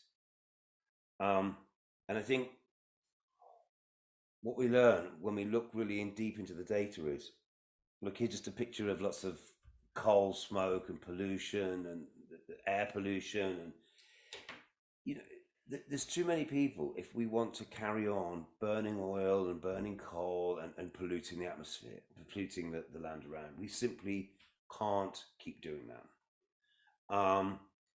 However, the problem is the solution. There's a relationship between the problem and the solution.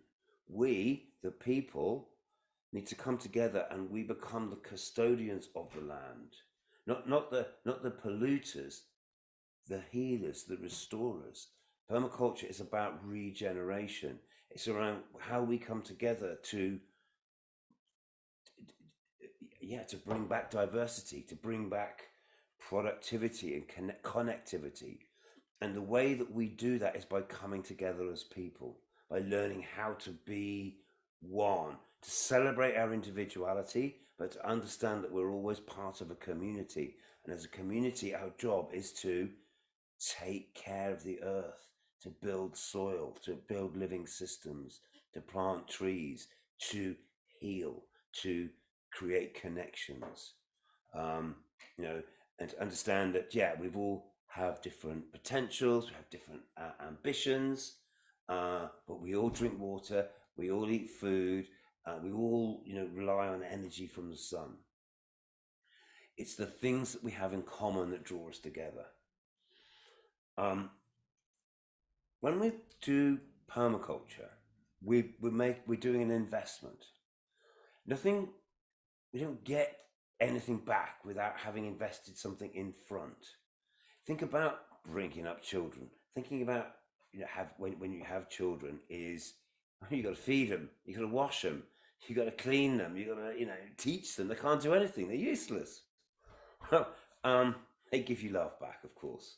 But let's say if you think about the inputs, or a different example, you're the forest farmer or you're the gardener you've got to sow the seeds first before they come back. So if we think about our permaculture process in terms of either the inputs or the outputs, the inputs in red, the outputs in blue, and obviously, and time. So when we have a baby, we're bringing up the baby, we're doing all the work, we're providing all the food, we're, doing all of the caring and nurturing, and the baby's contributing nothing tangible back. But over time, if we teach children right and support them to grow and healthily, they slowly start to contribute, and through contributing, they learn, they get better, and eventually the yield, the return becomes greater than our own contributions. Or let's think about our garden. Our food forest system is, at first, we're planting trees, we're digging holes, we're making mulch, building swales, designing, we're getting nothing back. So it's all of this first phase, this represents investment. But if we're doing it right, the amount that we're having to put in should slowly go down. And as we have done the hard work, we've got the paths in the right place, we've got the swales in the right place, we've planted some trees, we've got a bit of shade. Now we start to get a yield. And that yield also helps feed the system. And so therefore, we have to do less work. So this is a measure of good permaculture design, is that the inputs over time go down and the outputs, the yield, over time go up. So think, design and plant your banana circle, wait, rain comes, things start to biodegrade, and then eventually, suddenly you get fertility, and then you get lots of fertility. And if you look after it and maintain it, it keeps producing over a long period of time. So a lot seems to depend on the way that we see things. And there's something about perspective. From the point of view, we're all looking at the world from a slightly different place. And sometimes it's helpful to try and flip our thinking. I said the problem and the solution, there's a relationship between these things. So I spotted this cartoon once, it made me laugh. There's two dogs on this side of the street, and they're chatting to this one on the other side of the street. Hey, how do we get to the other side of the street? The dog's looking about it and having a thinking, well, you are on the other side of the street. I forget that, but relative to each other, okay? We're all looking at things from a slightly different angle, and sometimes that can be a creative way of looking at things. I found this diagram, this beautiful picture once, and it really fascinated me, and it's a different way of looking at Africa. Why is it when we look at the globe, our Earth, we always have the north at the top? There is no north and south in space. There is no up or down, rather, in space. It's arbitrary. So we could easily choose to look at Africa like this. And instead of perhaps seeing the colonial national boundaries that were imposed on Africa, is maybe there's other bioregional areas that we could look at, and we could see by different patterns by looking at it in a different way. These represent more ethnic groups, nations, tribes, tribal groupings, rather than the imposed barriers. Creative way, allow ourselves to see things differently, and allow ourselves to see part of a transition to something else, to something that ultimately is going to meet our long-term needs, and understand that process is also integrated. It's going to touch as we move forward. If you imagine this red line, it represents our sort of progress as we unfold our design, our integrated design. It's going to be elements of that design are about oneself, about me, about my health and well-being, my being centered, spiritually, intellectually, because my process is beginning with me, and then maybe there's questions about livelihood, financing. If we're going to have a project, how are we going to do this? I'm so interested, Simon, to think about your savings and loan scheme at TAPA, because I think as individuals, you start to think, how are we going to achieve? We're going to have to organize to access resources. So these economic tools, which might allow us to get access to land and to think about how as a community we might manage that land or that asset. Once we have land, we have to think about nature stewardship. How are we going to manage that land in a regenerative way? And where the land is, there will be building resources, there will be structures. Again, in the 9 areas that we have, the 9 key functions in bioregional organization. So these kind of models are always encouraging us to think in a holistic way. As we build and maintain buildings, we learn about the tools and technology that help us to do that. And as we do learn about community finance, land tenure, land management, buildings and technology, so also we accumulate skills which we can pass on and we want to learn, and which diffuse into our culture and become part of our cultural mindset. All of this growth, educational, mental growth, contributes to us as individuals in our own health and spiritual well-being. And we can then use the knowledge and experience that we've gained from these to continue to contribute to this process. So I'm asking you to think about this holistic, integrated growth and how it touches on so many different areas, and that we're building something, we're trying to design things that can build over time to be long-term sustainable. The outputs increase and the inputs decrease. We can do that by allowing ourselves to see the world differently. The problem is the solution. Can we see things in more creative ways? And can we then begin to design a journey where we can learn and set ourselves on our way? Here's some notes that I made about training models and learning, and I realized that it becomes a process. It's a journey. We're drawing in people, People interacting with each other, interacting with biological systems, with the land, learning about energy in buildings, building enterprises and incomes, and then communicating those ideas to the outside world, drawing in more people, more knowledge. So think about how these processes could help create a permaculture hub within Kakuma, or a permaculture hub within your community. Seeing what Ali Tabendeki is doing there at Butambala, for example, is we again, and think about the social function in the bioregional organizational chart, is drawing in new people and demonstrating and interacting with them to connect them to these ideas.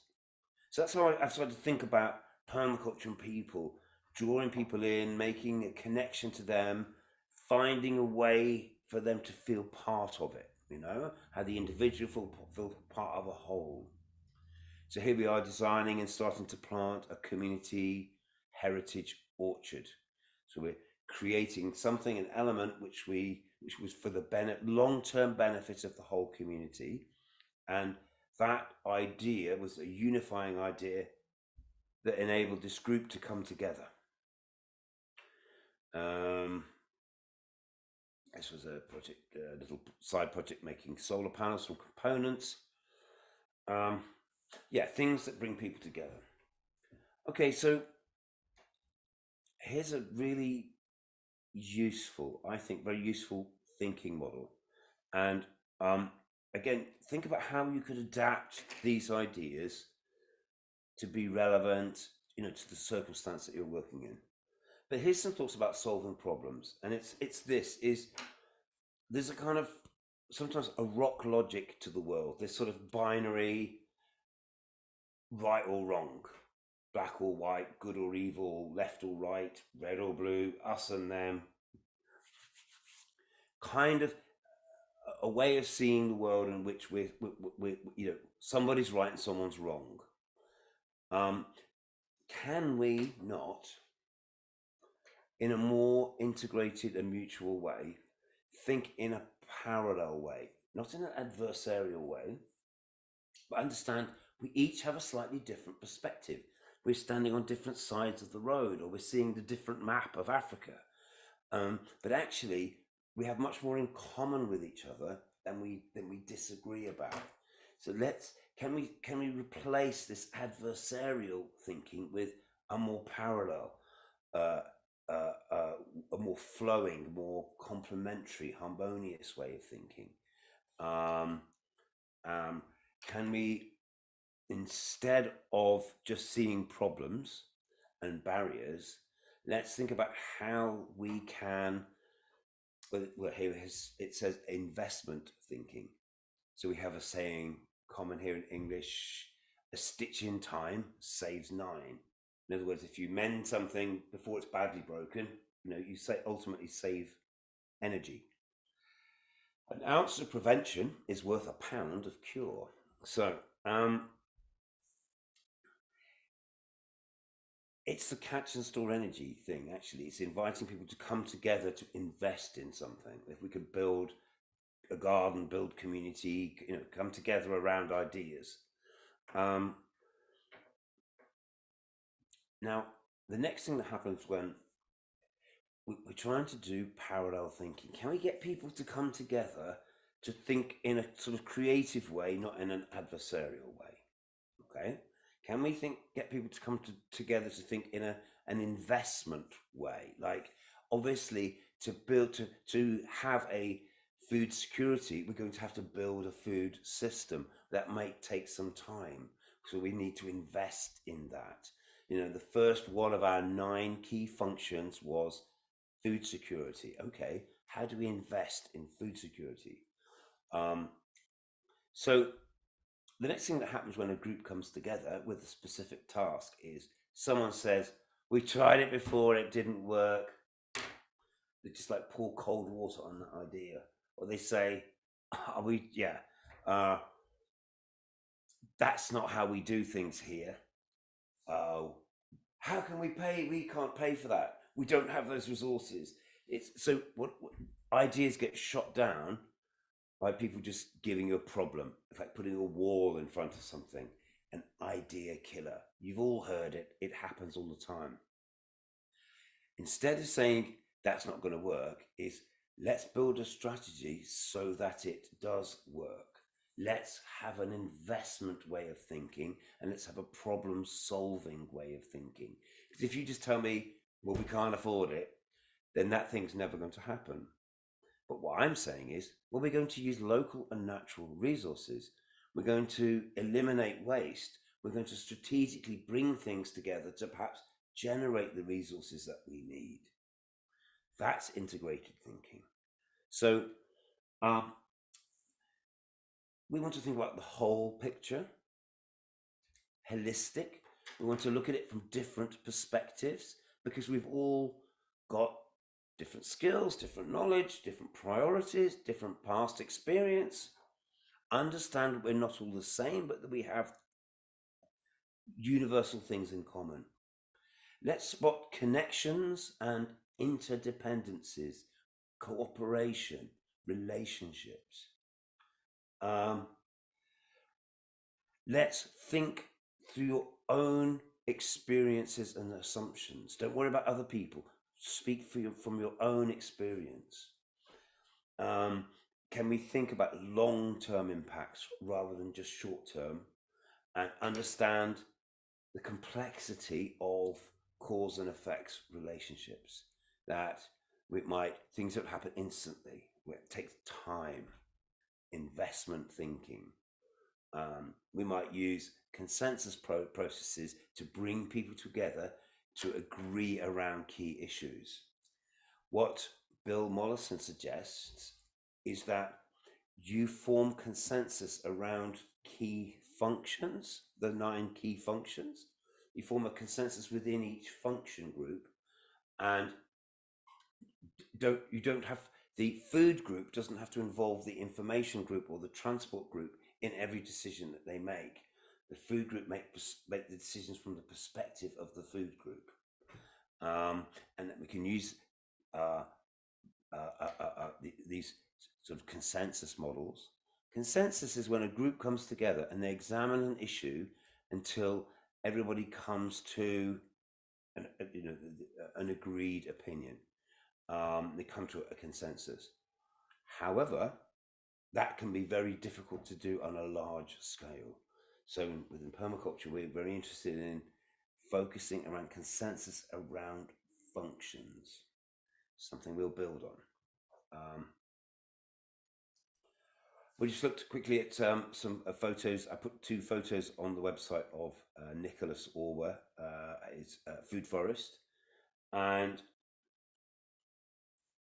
we've talked about integrated systems in growing, haven't we? And I thought a group of plants, we could think about a group of plants growing together in a way in which they act as a system. That's a food forest. And that in that food forest, we have a diversity, don't we? We have a diversity of different things. And because they're all different, they contribute and participate in the relationship, each in a slightly different way. We've got canopy trees, we've got palm trees, we've got climbers, we've got plants with different root patterns and root depths. We've got plants that grow at ground level, herbaceous plants. We've got low trees, medium trees, and canopy trees. So, and I like to think about how groups of people come together in the same way. We don't all need to be trying to fulfill the same function. We need to be looking at all of the different functions and designing to make sure that we've addressed all of them. Now, this pattern arrangement of trees, this pattern might be typical for what we see in the tropics. So if we went to a temperate zone, we might see different types of trees and different types of shapes. But what we're actually also realizing is that they also fit together in a pattern, in a guild, in a way in which they're mutually complementary. So again, we see the pattern and we then design down to the detail. And in this case, the detail is defined by the latitude, by the climate. But we can still use the same patterning. The details become different where we are. I think another interesting way of thinking about a food forest, a plant guild, is a football team. You think about a group of people coming together to whatever, defend their goal, to score goals, is you've got 11 people on the pitch. They can't all be the striker and they can't all be the goalie. We've got some specialization going on there. We've got the midfield, we've got the defense, we've got the attack. But then we've also got the trainer on the bench and the person who makes the lunch and washes the kit and cuts the lawn and paints the white lines on the pitch. So think about how we come together as teams to actually fulfill complex functions, and that needs a degree of organization. But if we organize around established patterns that we know work, we can quickly organize ourselves into effective teams. So that's why I've given you the bioregional organizational chart. I think it's really interesting. And then from each one of those, obviously, we break those down into detailed functions. So as we learn in nature, as we apply in our growing systems, we can bring that into our people systems. So we're thinking about this parallel thinking. This is a model created by a guy called Edward de Bono, who wrote books on thinking about thinking. How do we organize our thoughts and how do we problem solve? And he gave us a simple model, but I think it's really powerful. I think it's interesting. I'll share it with you now. And it's the 6 hat thinking model. So when we're making a decision, it recognizes that perhaps we want to think about it from different perspectives, from different sides of the road, from the top, from the bottom. What's the worst that could happen? What's the best that could happen? What resources do we need? How would we go about making that kind of a decision? What do I feel about that? What might other people feel about that? Can you see? So if I was to say, I'm going to start a permaculture club, not everyone might understand what that word means. Or, I don't know, any proposal, whether it's simple or complex, we need to consider it from a range of different perspectives. And this model allows us to, okay, so here's the thing. This is a dynamic that happens in groups. I'm the kind of guy who likes to come up with ideas and be really positive.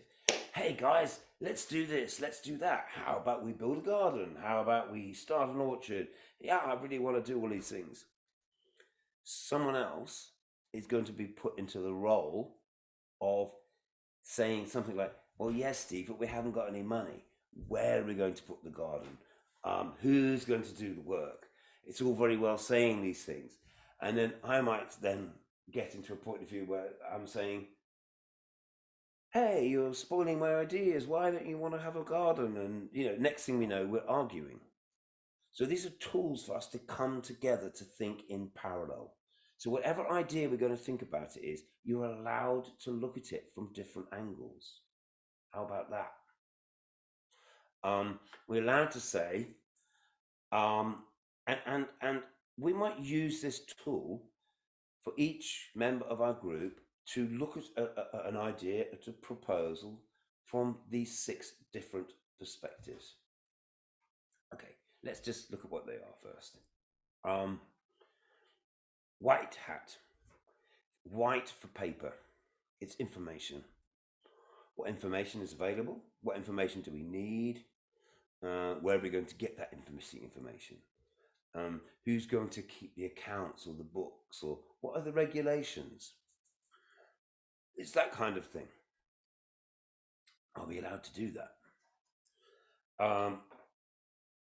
Red hat is asking questions around feelings. How do I feel about how this project's going to go? What's my intuition, or what might other people think? Or so sometimes our feelings are a bit different from our rational thoughts, and we need to have a space to explore that. We're looking at a problem. We're looking at trying to make a decision or looking at a possibility. We clearly need to anticipate the problems. What are the risks? What are we worried about? Is this a big risk or a small risk, or what are the dangers? And equally is what are the benefits? What are the positives? What's the worst that could happen? You know, we could start a community garden and it could be great. We've got loads of food and it'll be brilliant. Or locusts could come and eat it all and it will just be a waste of time. Okay, so the green hat is, well, how might we solve those problems? Green hat is for creativity.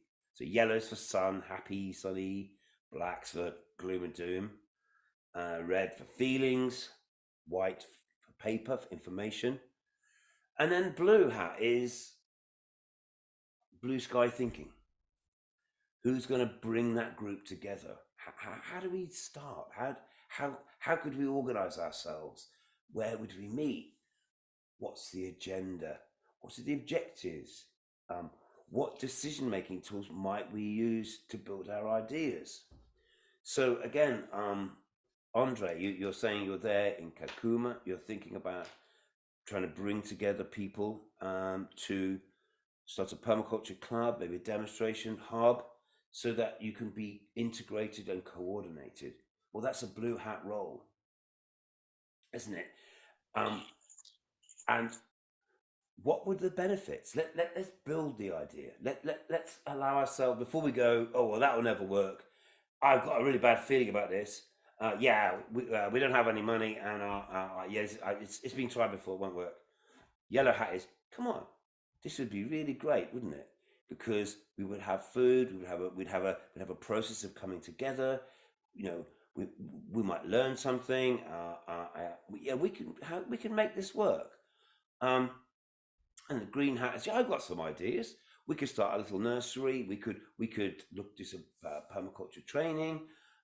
We can overcome those differences, those difficulties. And blue hat can go, okay, now let's make a plan of action. So you can see how you might explore an idea and allow people to say, oh, I don't know about that, and to say those things, and then collectively we can problem solve. We can see the positives and ultimately come up with a plan that we do agree with, and then find out who's going to facilitate and help that process come about. Think about the football team. Think about how the different roles we play. We're creating a human forest garden, an ecosystem of people doing things. And we can create tools, drawing tools, decision-making tools around these ideas. You can translate these ideas to use different colors or shapes or ideas, but things that speak, in your culture, in your location, maybe relevant to the project that you're looking at. But I'm showing that there's a very simple but powerful tools that can help us think in parallel. We can derive power from focused thinking. Actually save a lot of time. It allows us to focus on one thing at a time, which is, again, why I like the 9 functions in bioregional organization. Let's just really focus on the food growing here, and let someone else think about transport, and at some point we can talk to each other. This parallel thinking, creative thinking, investment thinking, it helps remove ego from the decision. It's not like, oh, this is Steve's idea, and if I don't like Steve's, I don't like Steve's idea, or whatever dynamics that there might be within any community. It's not, leadership is not about the leader.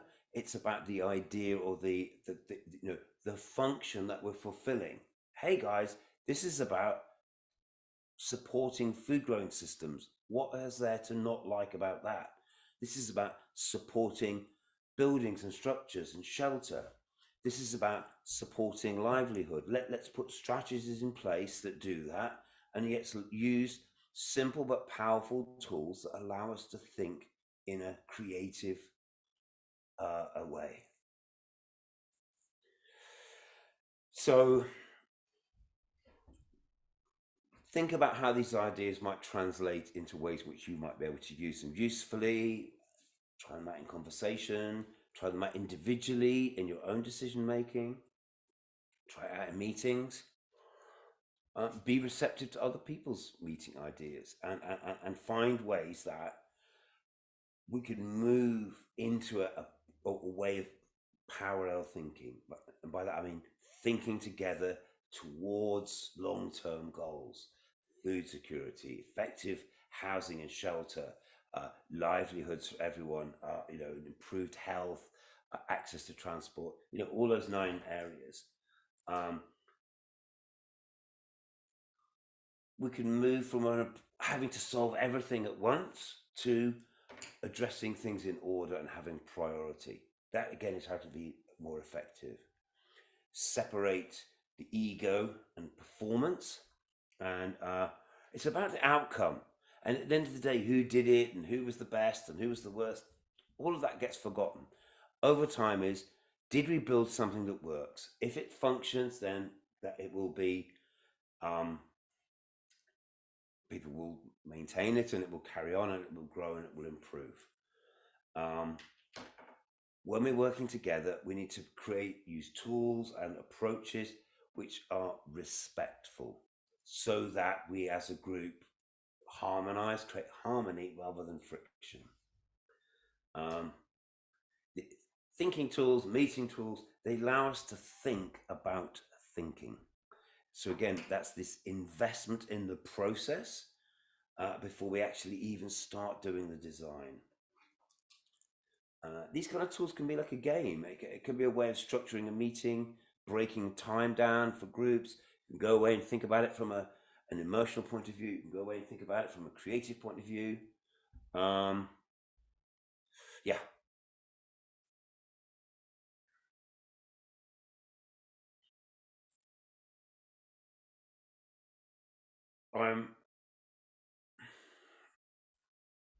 Just a few notes. I use this more. These are organizations in the United Kingdom that educate and train people of how to set up cooperatives. Cooperatives being integrated ways for people to come together to support each other, to meet, to fulfill key functions. And I have been active in housing cooperative networks here to help people access affordable housing here in the UK. And that's a very big deal because housing is incredibly expensive and is increasingly out of reach for people.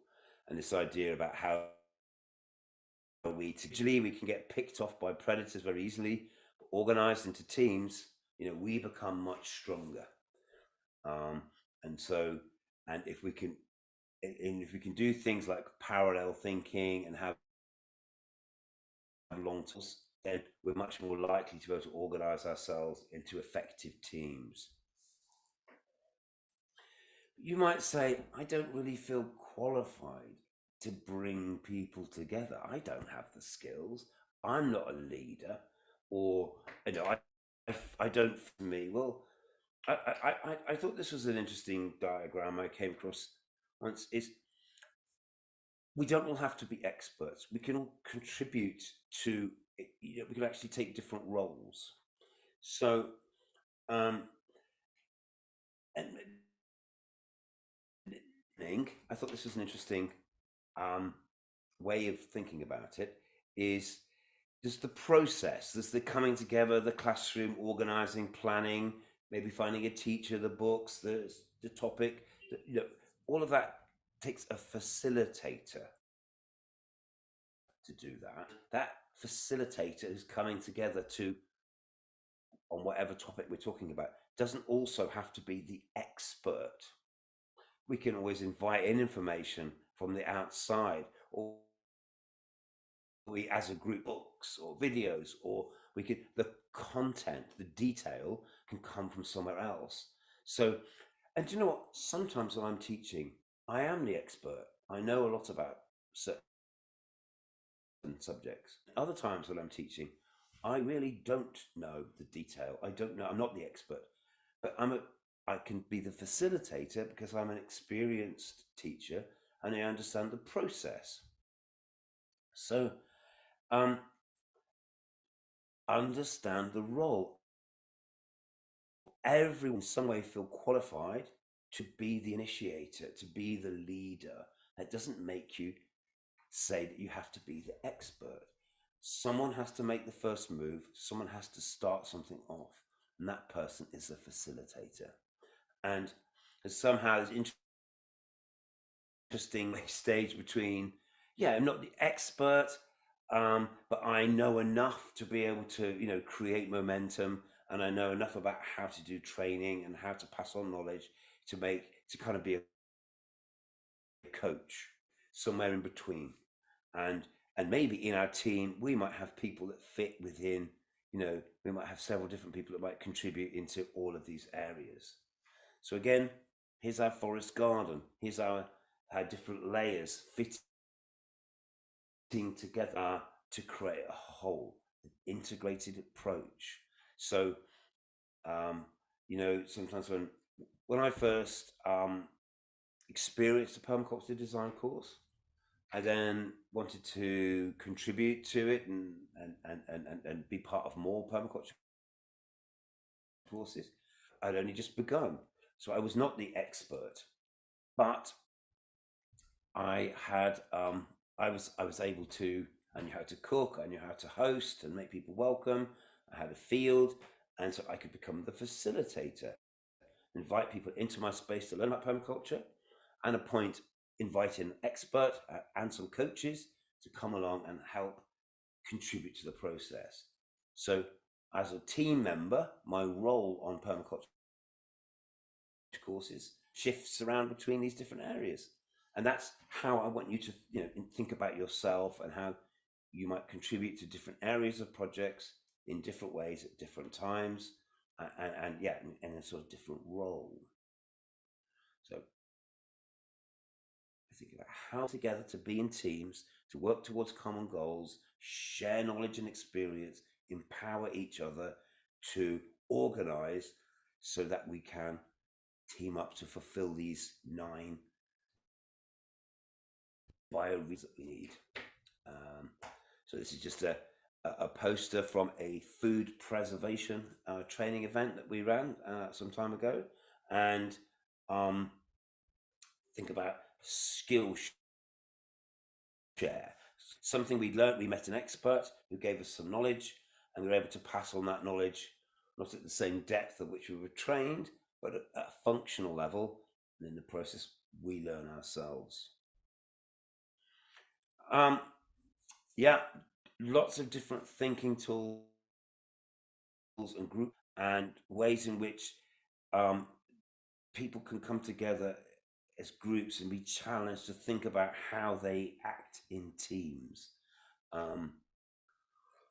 Lots to say on that. It's quite a lot of elements around that, but there's a kind of quite a whistle-stop tour really, but through the setting out how we might work with groups and how we might create of problem solving and getting past obstacles. Now, I wanted to make a little bit of time moment here available just to hear back any experiences from people there who would like to talk about if experiences of working at groups, forming a consensus around key things, or any touch points from what I've just said that flashed with your own experience.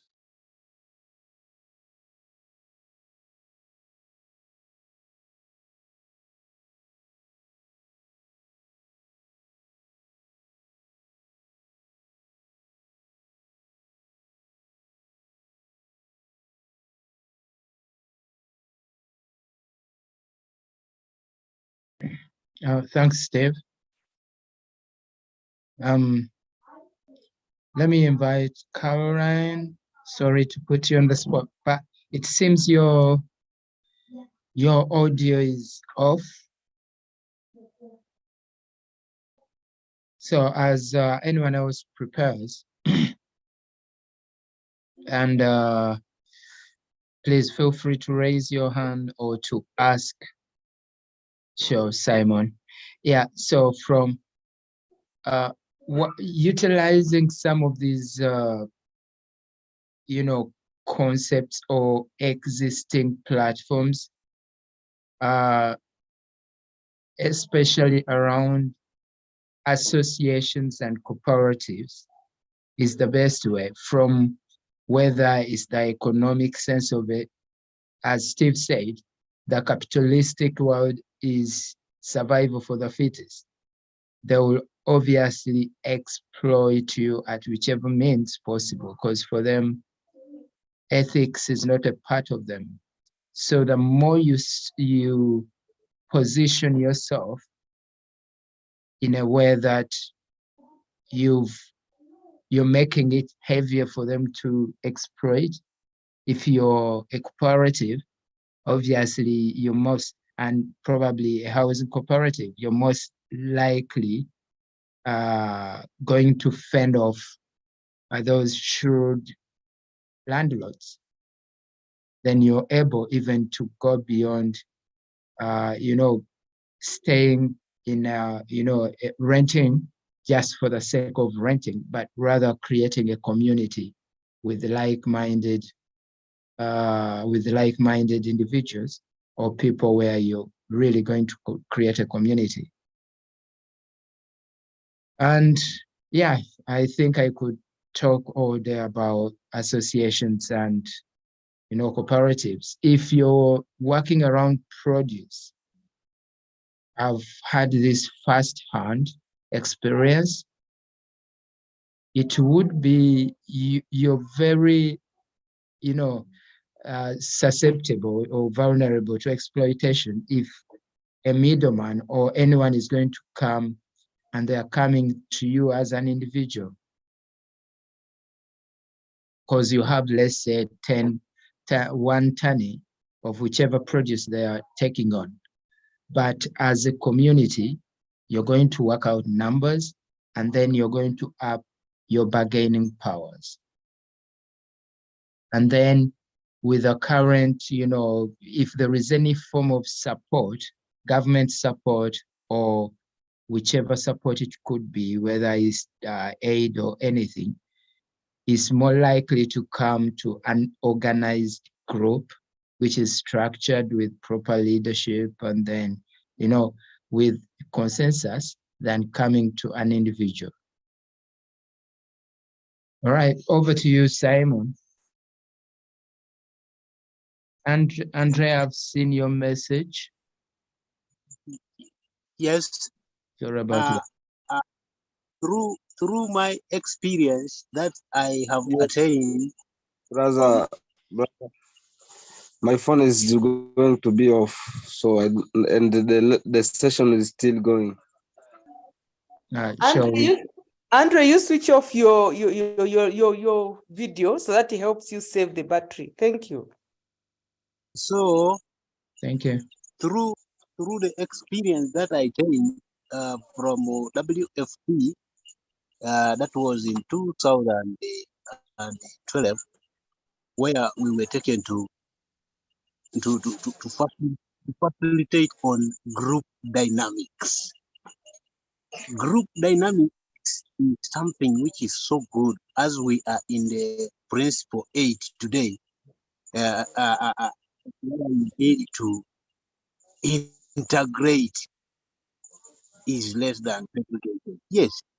So we were putting people into groups on aspect of value addition, post-harvest handling, collective marketing, savings and credit, lending, and the pesticide and the pest and disease control mechanism and identification. So through that experience, really have impacted much more knowledge to people, whereby bringing much appreciation on those aspects of group dynamics.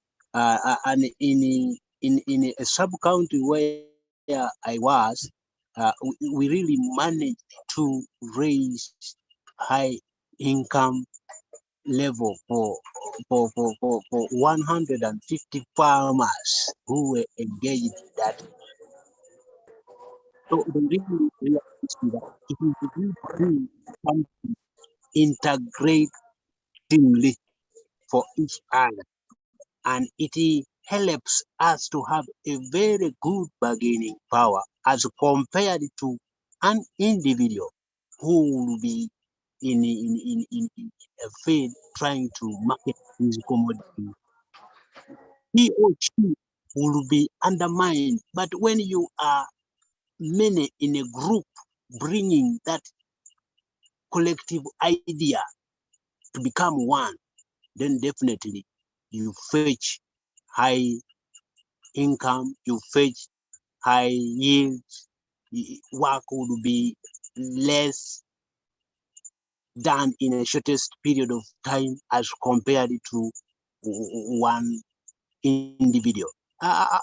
Chairman Tapa here has got something that he needs to supplement on. Chairman. Yes, Simon, thank you. I'm Johnson Eldai, Chairperson Tapa. What I wanted to supplement was integration always brings people and makes them active, because when you are in a group, you do things which one person cannot do alone.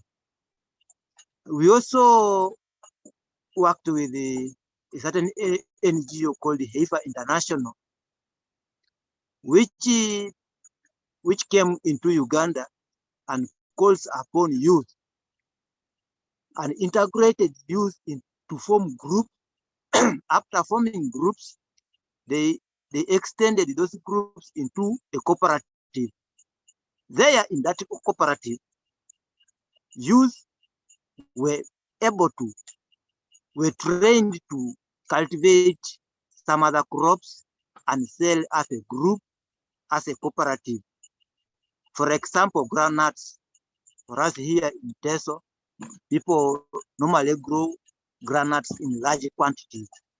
But for us in our cooperative, we could sell our groundnuts, 43 kilograms of groundnuts at 350, but other local farmers cultivate and sell their groundnuts 70 kilograms at 100,000 shillings or 120. It depends on your bargaining power. But for us as a cooperative, the cooperative sets its own pricing standards for the youth. That is one good of being a group and being an integrated group of people. And then as we were talking about integration, I always use some other things. Like, for example, I have planted my mango trees, but under them, I make sure I put my pre-nurseries under those mango trees. That is one of the integrations I always do. And where there is a certain place I went for certain tour, exchange visit, I found someone putting banana plantations under the veranda of his house. So it is also another integration. Thank you. So when such things are done like that, then eventually we will be having one common thinking and one common mind that will help us to develop our communities, to develop our environment, to improve on our soil on our soil fertility, to improve on our transportation, to improve on when we integrate all those elements and components that we are practicing as permaculture design members, and at any time that we are in need of that aspect, we make a call for members to join.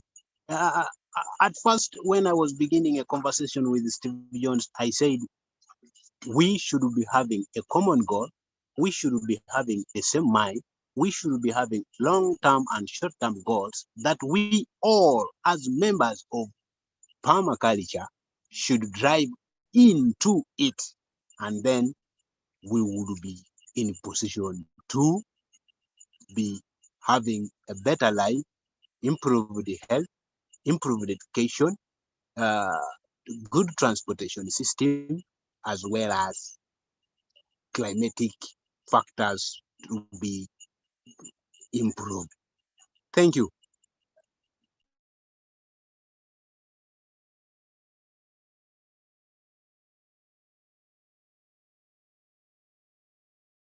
Thanks, Simon, for that insight, and also the chairman.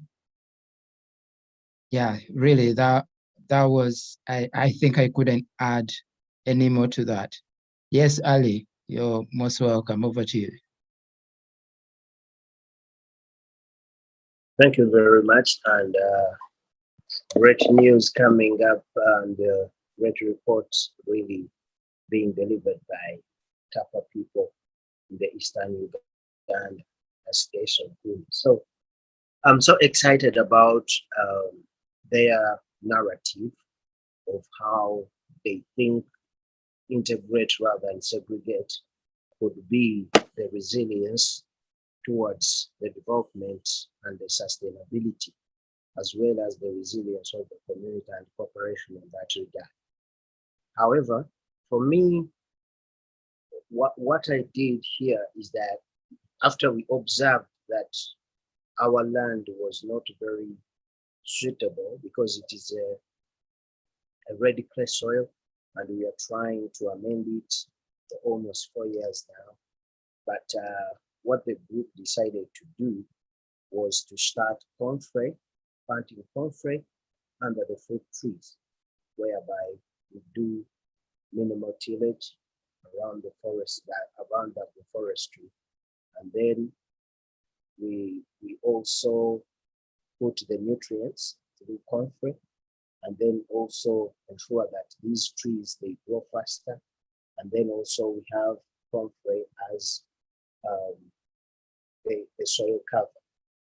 At the same time, we feed them to our chickens, as well as, using it for our own human healings. So in terms of the cooperatives, we have started a cooperative here in Butambala, apart from that of Natete, because that's for the youth, urban. Youths are living in the urban center. But now here in Butambala, we have a cooperative, and I do believe that these cooperatives can be a steering tool to sustain the livelihoods of rural communities, whereby they are much more needed, especially in the cases of educating children, getting loans to pay for their household items, and then also to act as a corporation. What we came to realize and understand is that cooperatives can be able to sustain livelihoods of the rural communities, especially in different parts of the country. And as you already know that in Uganda, there is a tool that is being rolled out. I do believe that they are busy doing research and borrowing ideas from these cooperatives, thus coming up with what they are calling now the parish development model. However, they are still contemplating, and there has been a lot of confusion on how this program shall run. But then we hope that they will borrow the ideas from permaculture. And then they also have what they call circle. So circle groups, they are also being engaged. However, there is no integrity.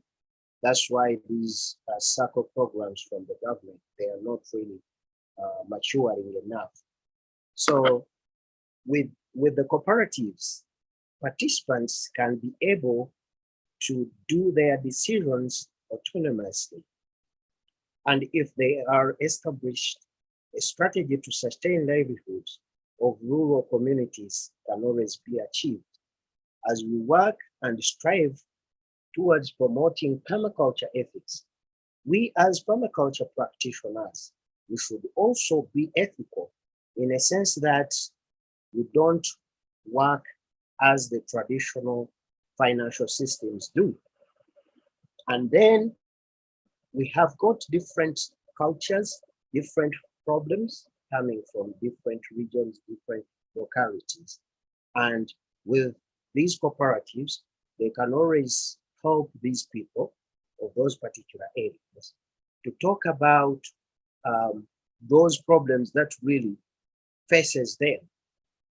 So this takes us back to the concept of the bioregion, whereby Steve was trying to showcase on how we can work from the bottom up approach, then to achieve the resilience.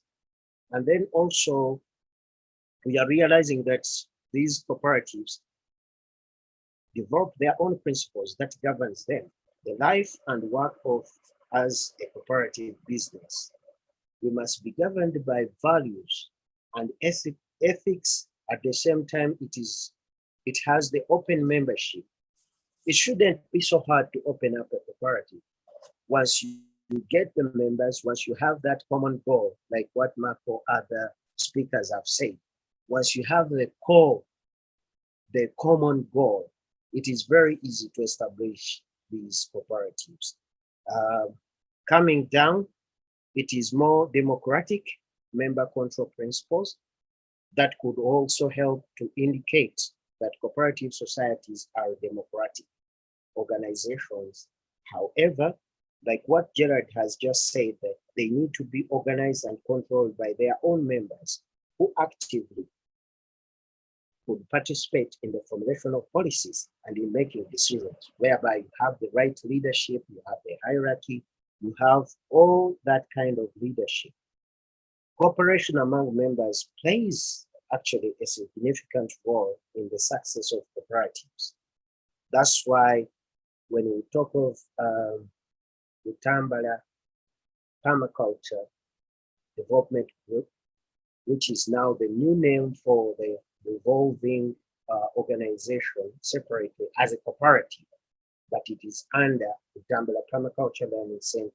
So we have realized that people are benefiting in a sense that they borrow money on a low interest rate, then they are capable of paying school fees for their children, completing construction of their houses, buying their missing household items, and now using permaculture ethics and values, which I'm so excited about.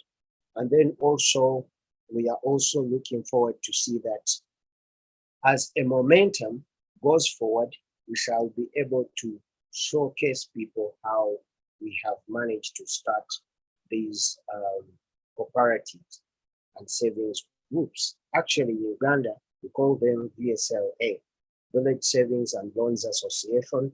And I could remember in Igulu, you can put me right, Gerard, we left when people in Yumbe Bidibidi, they had started these cooperatives, if you could remember. And Rashida was the chairperson, and they managed to purchase a milling machine for their group where they were busy, making money, because of course also improving their livelihoods. So cooperatives, they can exist for different purposes in human societies. So one, you need to have a common goal. Number two, how to create opportunity or employment opportunities to your members in your communities in many different ways. Like what I've heard from Tapa, for them, they are more into genetics. they can always be able to, you know, to even create a value addition, like what I had from the training they got.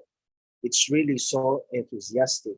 So even if when the external factors threaten, then cooperatives are the best possible means of defense against the worsening social and economic conditions that may be affecting the population or a section of the population.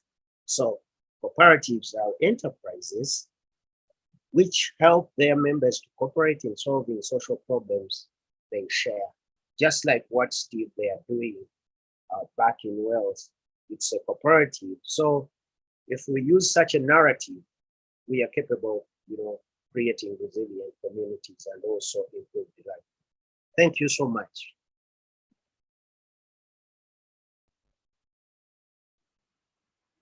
Wow, thanks, Ali.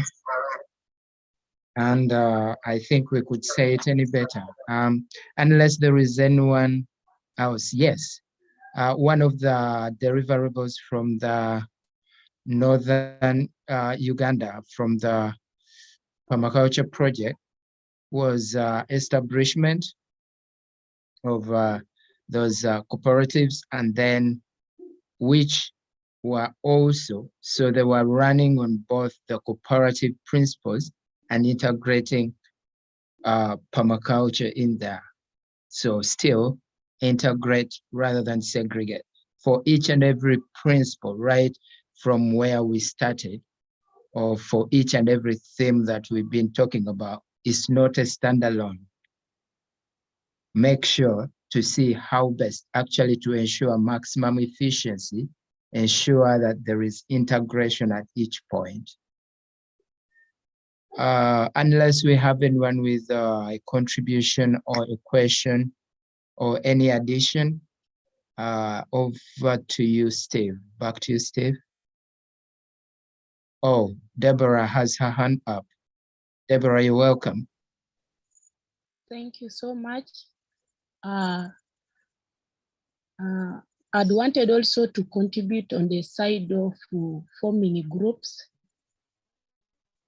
For me, we started forming a group in 2014. That is a CBO, community-based organization, whereby after forming the CBOs, we moved to form a cooperative, that is Ngora District Multipurpose Cooperative Society. That cooperative was a community-led cooperative where we used to have value addition on granules and nuts. That's why I wanted to correct Sir Ali that in that cooperative where Johnson said that is a younger cooperative, but we had also another cooperative where I became the first youth representative. So I was given to go around forming other groups for youth and do job tracking. To form a group of youth, you have to go and talk to them.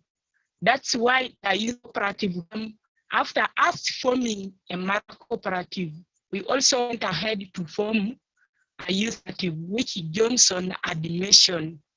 On the side of integration, during CBOs, during those days where we formed CBO, we had also train farmers how to train farmers on value addition, train farmers on post handling, and also with them how to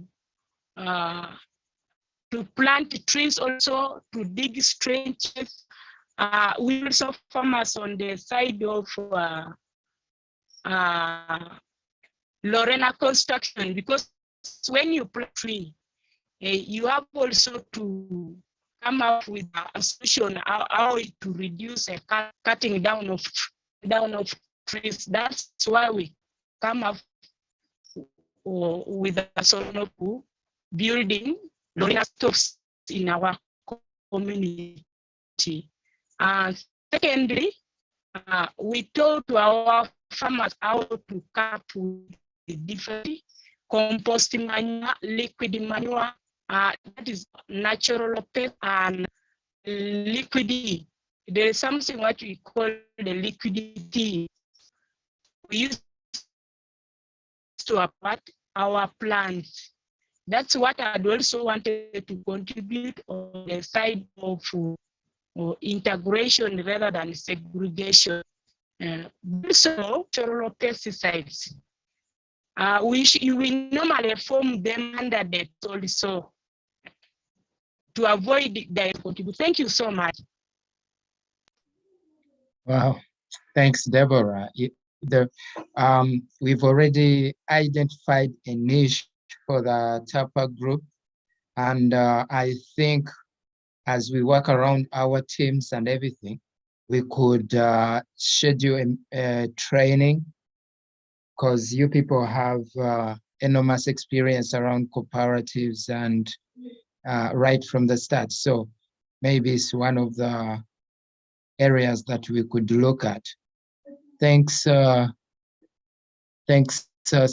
Thanks, Stella, and the entire TAPA group. Thanks, Ali, and everyone for the contribution. Back to you, Steve, for the final thoughts and maybe the concluding section.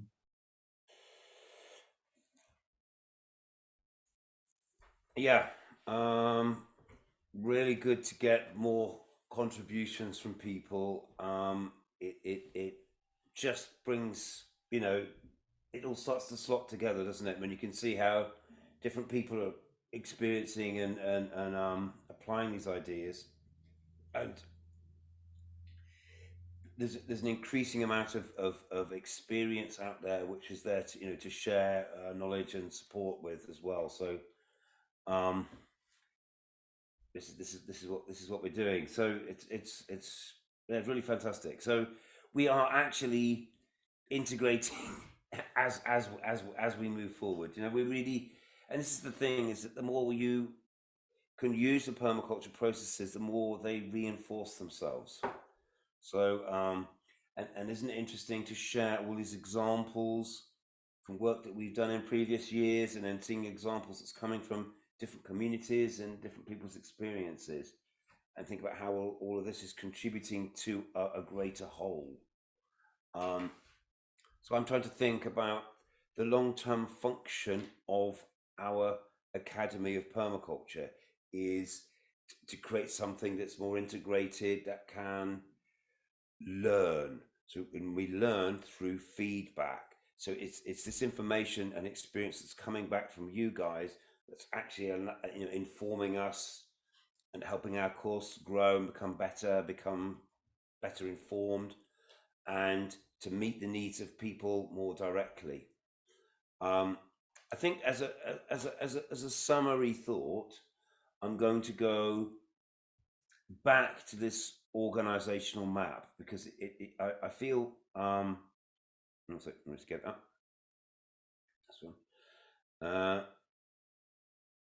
I think this is out of all things as helping us to see how these separate elements might knit together to create a whole. Our whole is we need to be organized in our bioregion, whatever that bioregion might be. Well, there's also another little element here which I thought was interesting, which is the emergency response cycle. Oh, that this sits with this one here. That community and security. So as we build systems and we get organized, there's also then a vulnerability to, you know, a fire, a flood, a panic, yeah, and how do we build our own community and security as a permaculture process? And the gentleman who put this flowchart together worked in, I think, in the fire department. So he's very used to thinking about emergency responses and security.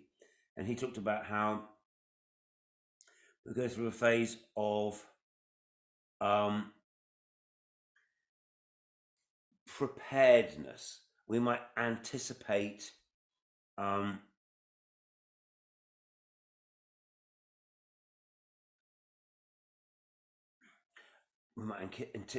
anticipate a problem and in some way be prepared for it.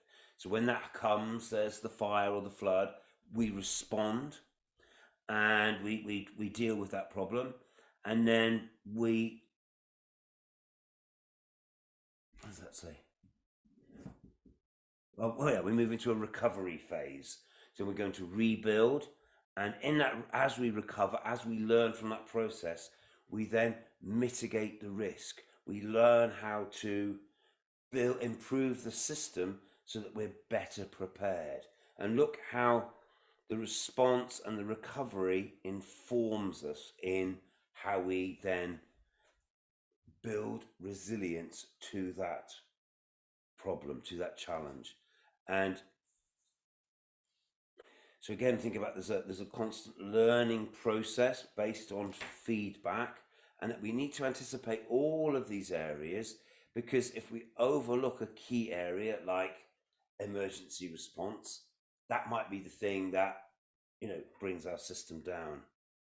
And another area within this that's interesting to think about is future trends and threats. Is as we plan, you know, think about this sense of priority. Of course, we have immediate needs. We need to plan around food security. If I was in a refugee settlement right now, or in a food insecure environment right now, I guess I'd be prioritizing plant resources, animal resources, food systems, you know, how do composting, you know, all that sort of stuff. But, and then how do we integrate animals? Think about the different aspects of the knowledge, the resources that we'd need to work with animals. Think how we can integrate this into systems that now we're beginning to feed ourselves, and we're organizing around these 9 key nodes, helping individuals wherever they might be contributing to the system, but helping them have a sense of they're part of a wider whole. And in some way, if we can express these ideas in this way, so that we all understand we're all part of a team, and we might contribute to some of these areas, might contribute to several of these areas differently, but in different ways. So we might be involved in the food team, in a planning area. But hey, maybe we're quite a good carpenter, so we might be in the building area in a very practical sense. We design from patterns to detail. We understand, and through doing that, and by having long-term common goals and common values, we can draw people together to see not only how they can feel part of a whole, but so they can plan and act effectively as part of a whole. And as a group, we can be sure that we've at least, you know, looking at each of the different areas of opportunity and threats, and putting strategies in place to deal with that, and to make the most from that. So I think we've got a very, very interesting resource has come to us here. And I think as we think about how we're going to organize ourselves and how we might come together as groups, yeah, we've got some really good tools. And I feel that in the last couple of weeks, I've learned a lot, and talking to you in each different circumstances also makes to think about how we can make these ideas relevant and resonate, you know, in different contexts. And I feel like, yeah, getting a lot back, a lot of a sense of how that might actually be happening.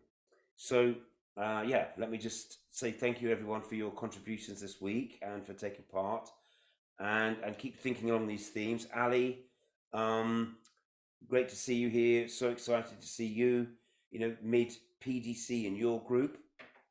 We've got Paul doing a PDC in Homer Bay at the same time as us, and you were there in Butambala. We're talking to the Tapa group. You know, this is exciting. This is our our network is growing, it's humming, and let's think more about how we can cultivate these relationships and make sure that, you know, we all feel that we're in that, on that spider diagram somewhere. You know, we feel we're connected in. And you know, Gerald, maybe we want to start thinking about, or Stella too, how we might use these tools in our own projects, and how we might use these tools at the Kumi Hospital project, and how we might draw in the input of everyone on this team, on this course, to help inform that process as well. So, you know, we can, as we move forward, we can incorporate these ideas into everything that we do. Hopefully that'll make us more effective in our work, and we'll also learn how to use these models more and more effectively. So thank you. Those are my closing thoughts, Gerald, and I will hand into your safe hands, and thank everyone once again, and wish you a good night. Thanks, Steve, and thanks everyone. It's always a pleasure. It's always great having you around, and looking forward to Tuesdays. So unless we'll call it a day today, thanks, Steve. Thanks, everyone. Good night. Mwebale nyo. Eyala mano. Asante sana. Ta Ali. Ta Ali Yogano. Yogano. Bye-bye. Gerald, aku don't call number. Ejakai, did you say? Did you say Ejakai? Yeah, Ejakai. Said Gerald akotonge kone number. Hey, okay.